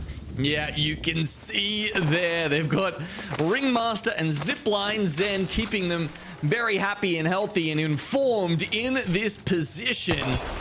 Hackus now even throwing out some Kraber shots for good measure. It's Atlas and ANC outplayed, left in this, but they've got it all but wrapped up here. There is no way that Atlas can get enough points to come in over first. Alliance, can they win this match 6 as well as the series? Nah, Alliance is cracked right now. They are playing out of their minds. As OP as a duo fly up to the skies on an evac. Alliance says, don't delay this any further. Don't make it hurt as they land on the height. But the tracking from Unlucky on the Havoc blaring through. They take the height for now until that last finishing blow comes into play. Alliance, they started the day winning game number 1 and they end the day winning our final game 6 on Storm Point. Wow, that is a big performance from Alliance. I mean, only in those last couple of fights do they cobble together the few points needed to come out on top. That is, I mean, you know, yeah, this is why they're one of the best teams in EMEA, and they have been for years now. It's the fact that they recognize their positioning, the team that they really had to focus on, which luckily for them, and where the circle pulled on their rotate was DMS over by Down Beast. Apex Warlords scooped up, and then they were able to clean up that team right afterwards. Some easy KP for Alliance before concluding the rest of the day. That circle pulling right towards Alliance. I mean, the script writes itself at this point, but a lovely performance from them nonetheless. It was so good, and it was a good effort from Ninjas in Pajamas as well. Just, I mean, you have to sit there and wonder, what if they'd taken that evac tower? Could that have changed the course of history here in Game 6? I think it honestly could have. If anything, we would have probably seen NiP versus Alliance if they did decide to land in a similar position that we saw the solo from Nessie land by the gravitational cannon. As we see now, Alliance not only taking the dub, but 12 KP to their name, looking all the way down to NiP. I mean, they got 5 KP. It was a long trek for them to go since they decided to not take that evac tower, Genome. It was a long way to go, but yeah, it's incredible there. Na'Vi also rounding out things with 10 points. You know, let's see how that pushes them up in terms of the overall standings here. Cybercats continuing to be one of the most fun teams to watch. Even the Pathfinder play infecting the best team in the lobby, with Alliance trying it out for themselves, and a couple of other points spread throughout here. DMS, though, going out in 20th with 0 points. That was not the end to the series that they needed. It wasn't, but they did have a dominating day aside from that last game, which means that they're probably within at least a top 5, top 3 that I could expect. But it's been a pretty jam-packed day of a lot of action from EMEA. I always feel like it's always so close nonetheless. I know, Glitter, you were able to call out all the action yesterday where we had a very similar situation where our top 3 teams were so close together in points. I don't know what's going on in EMEA, but none of the teams want to let the other ones get any sort of a leg up. I mean, just when you think it might be NIP that has the whole thing in the bag, Alliance like, no, we'll match that. We'll also get the 2 dubs. We'll close this out with a win. They were constantly jockeying back and forth on that leaderboard for that top spot. So it was a well-fought day in general. And we'll take a look back at those final circles that we got to witness here on Storm Point, because things started off hot in match number 4, to say the least. We watched this zone pull all the way up towards Lightning Rod, and the team that just had a rough last match actually started off match number 4 incredibly strong. DMS was in such a solid position, and we saw the likes of Cybercats and Stay Healthy up here with them in that top 3. DMS makes 9 lives. Cybercats had gone out 2 9 lives prior to that, and then once DMS takes out 9 lives, all they have to do is look towards Stay Healthy. And like you said, Vicky, we were watching this, there was a point where Stay Healthy made a concerted death ball to try and swing on DMS and see if they could maybe do something with it, but the shield disparity was just too much for them to overcome. Yeah, it not only was the extra health, they did a lot of damage, but that extra health really shows the difference maker here. That on top of the fuse pressure that you feel from the Knuckle Cluster. And then Vicky, talk us through these match 5 moments as well. Yeah, this is another similar situation. I think Genome called it perfectly, where basically Ninjas in Pajamas, in another situation where they were able to take the dub, were just able to sit in the best God spot point that they were able to be in, while all the teams have to funnel into their line of sight. They're the only team now left on the high ground after they take care of Stay Healthy once again in another team fight. And the 2 teams on the bottom, I believe, Go Next and FaZe, essentially just started playing for second. They knew that neither of these teams would probably come out on top with the squad still holding on to height, and the situation that both FaZe and Go Next, who just got the res, were forced in. was just another situation where we kept seeing our teams trying to fight for that top spot.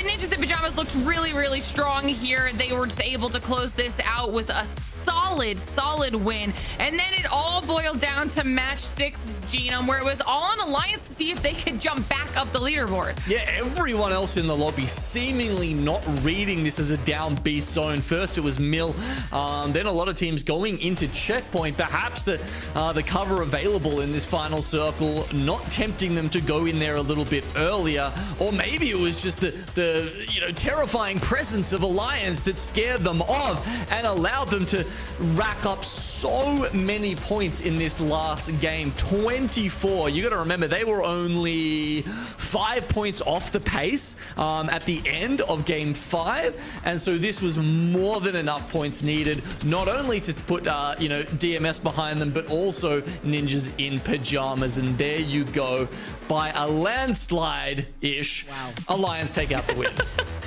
I mean, I think you guys just said it so well when you were casting that match. Alliance took their time moving in because they also knew they had that ring console at their disposal and they could get the information and really figure out the best place to play, which was exactly where they were from the beginning. But 39 and 39, dead even split across the board for Alliance to get that first place finish, which is crazy considering just how strong the performances were that we saw out of NIP. Another team with those 2 wins, DMS following it up. I mean, we saw all of these teams have moments where they were popping off, and the fact that then Alliance dominated that much more above everybody is impressive, Vicky.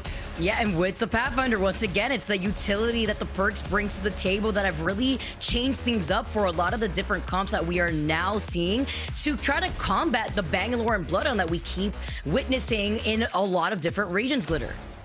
We definitely saw a little bit of an uptick too in some of our squads that needed to get some points on the board as we take a look at what that's done now to our regular season standings.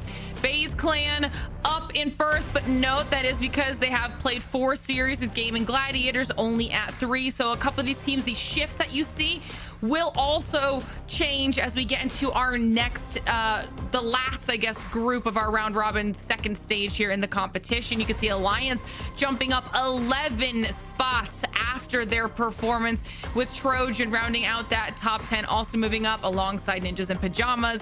Moving up as we take a look at the second page, you can continue to see some of these changes here, Vicky.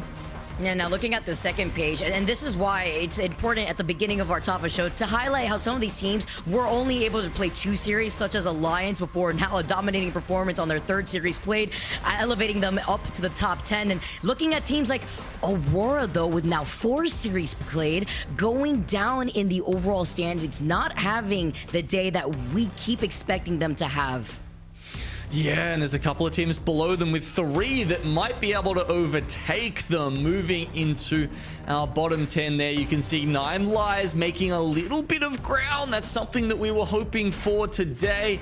Apex Warlords also picking up 1 spot, but now that we are about halfway through the season, the teams down here, they're really hoping to probably just make that top 20 and then look for the match point win, because of course that is the way that any of these teams can still make it to split 2 playoffs. And I think 9 Lives was one of those teams that you had called out specifically at the beginning of the day to Genome as a team that did have an opportunity to start chipping away at that leaderboard. We see them doing that. We need to see a little bit more out of them if we want to make an even bigger jump, but at least some progress was made here so far. But now it's time for us to start talking about some individuals, specifically the MVP for the day. And is it because I just want to see the nade clip again, or is it because it was just that good of a day for Nasty Nasky here? It had to be Nasky for the MVP, okay? The Bangalore, the IGL for Ninjas in Pajamas.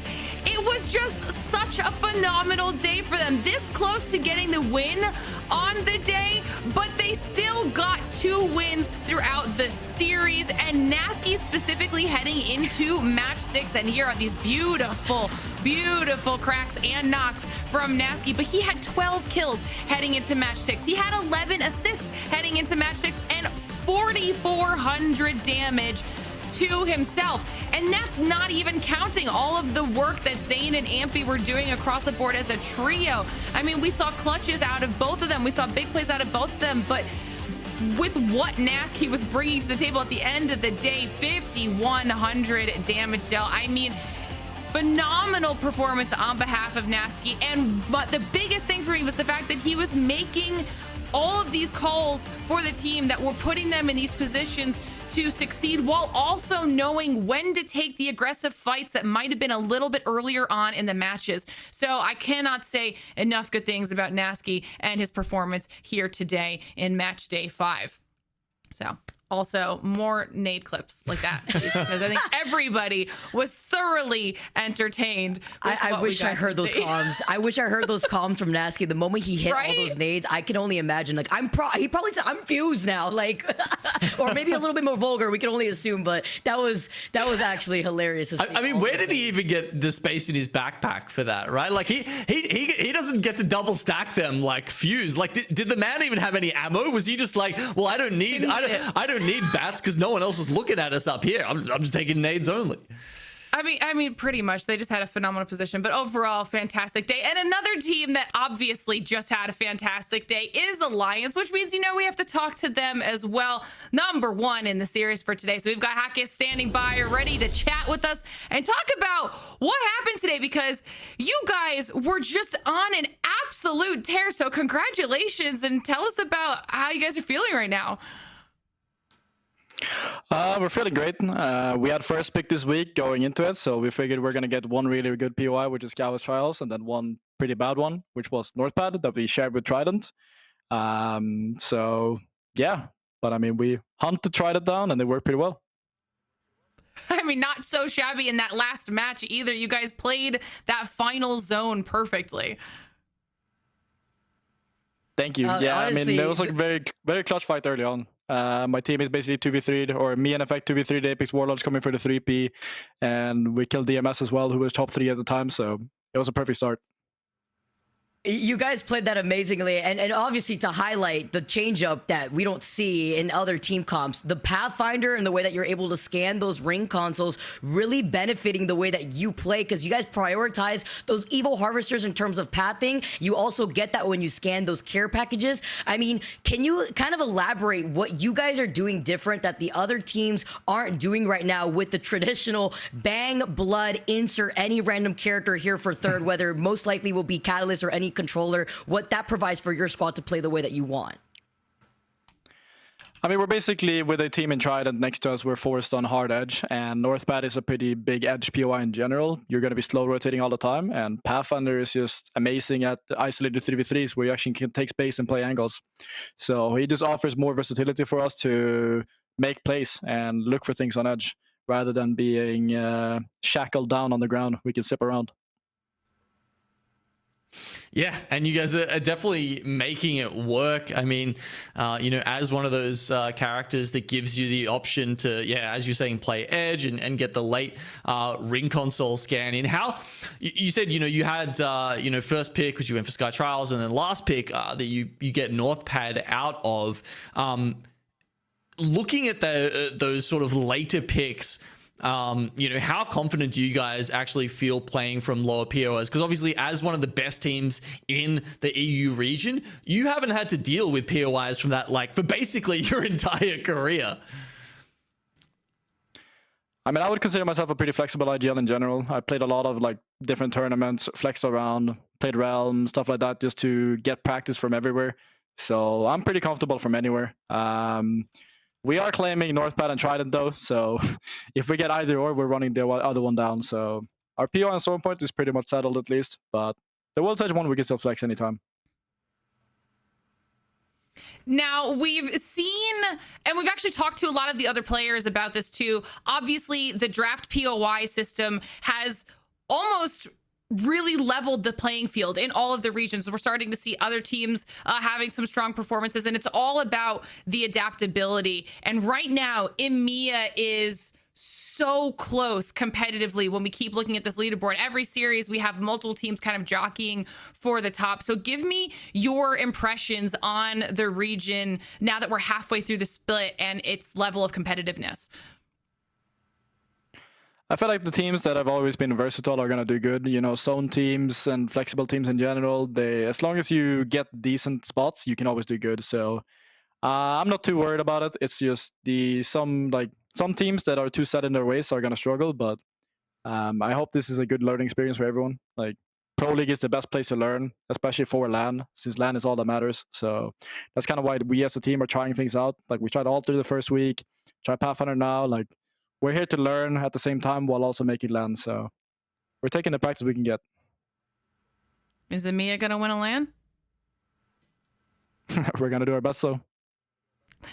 I love it. I love it. I love it. Well, congratulations again, Hockey. Thank you so much for jumping on and chatting with us. Phenomenal day to you and the rest of the squad.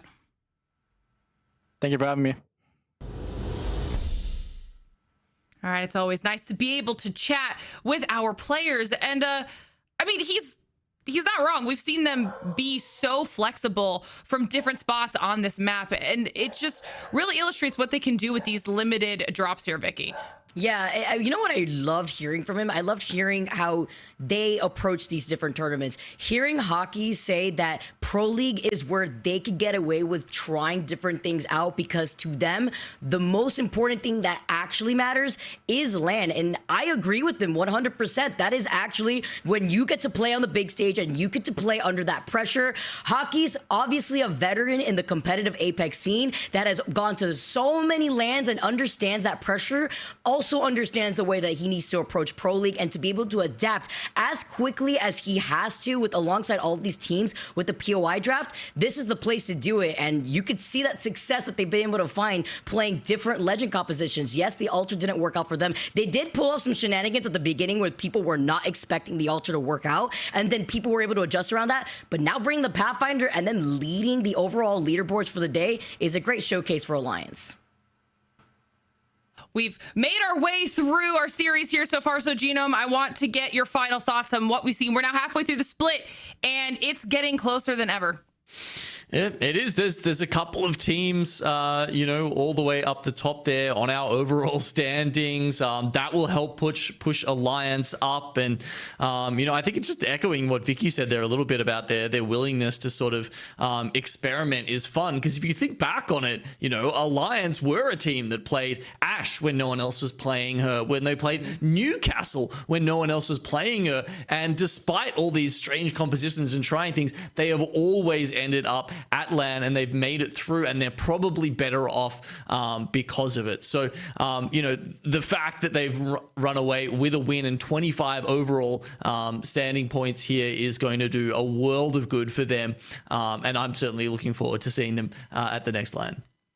Absolutely. I think EMEA always spices things up a little bit, so it's always a good time as we get through more of their match days here in the split. But as far as you two are concerned, you did a great job in EMEA. I will let you go rest and enjoy a little bit of time before we get into our next region, because our Apex Legends action isn't done for today. EMEA might be done, but we still have our NA Match Day 5 coming up right around the corner, 11 p.m. BST, 6 p.m. ET, and of course 3 p.m.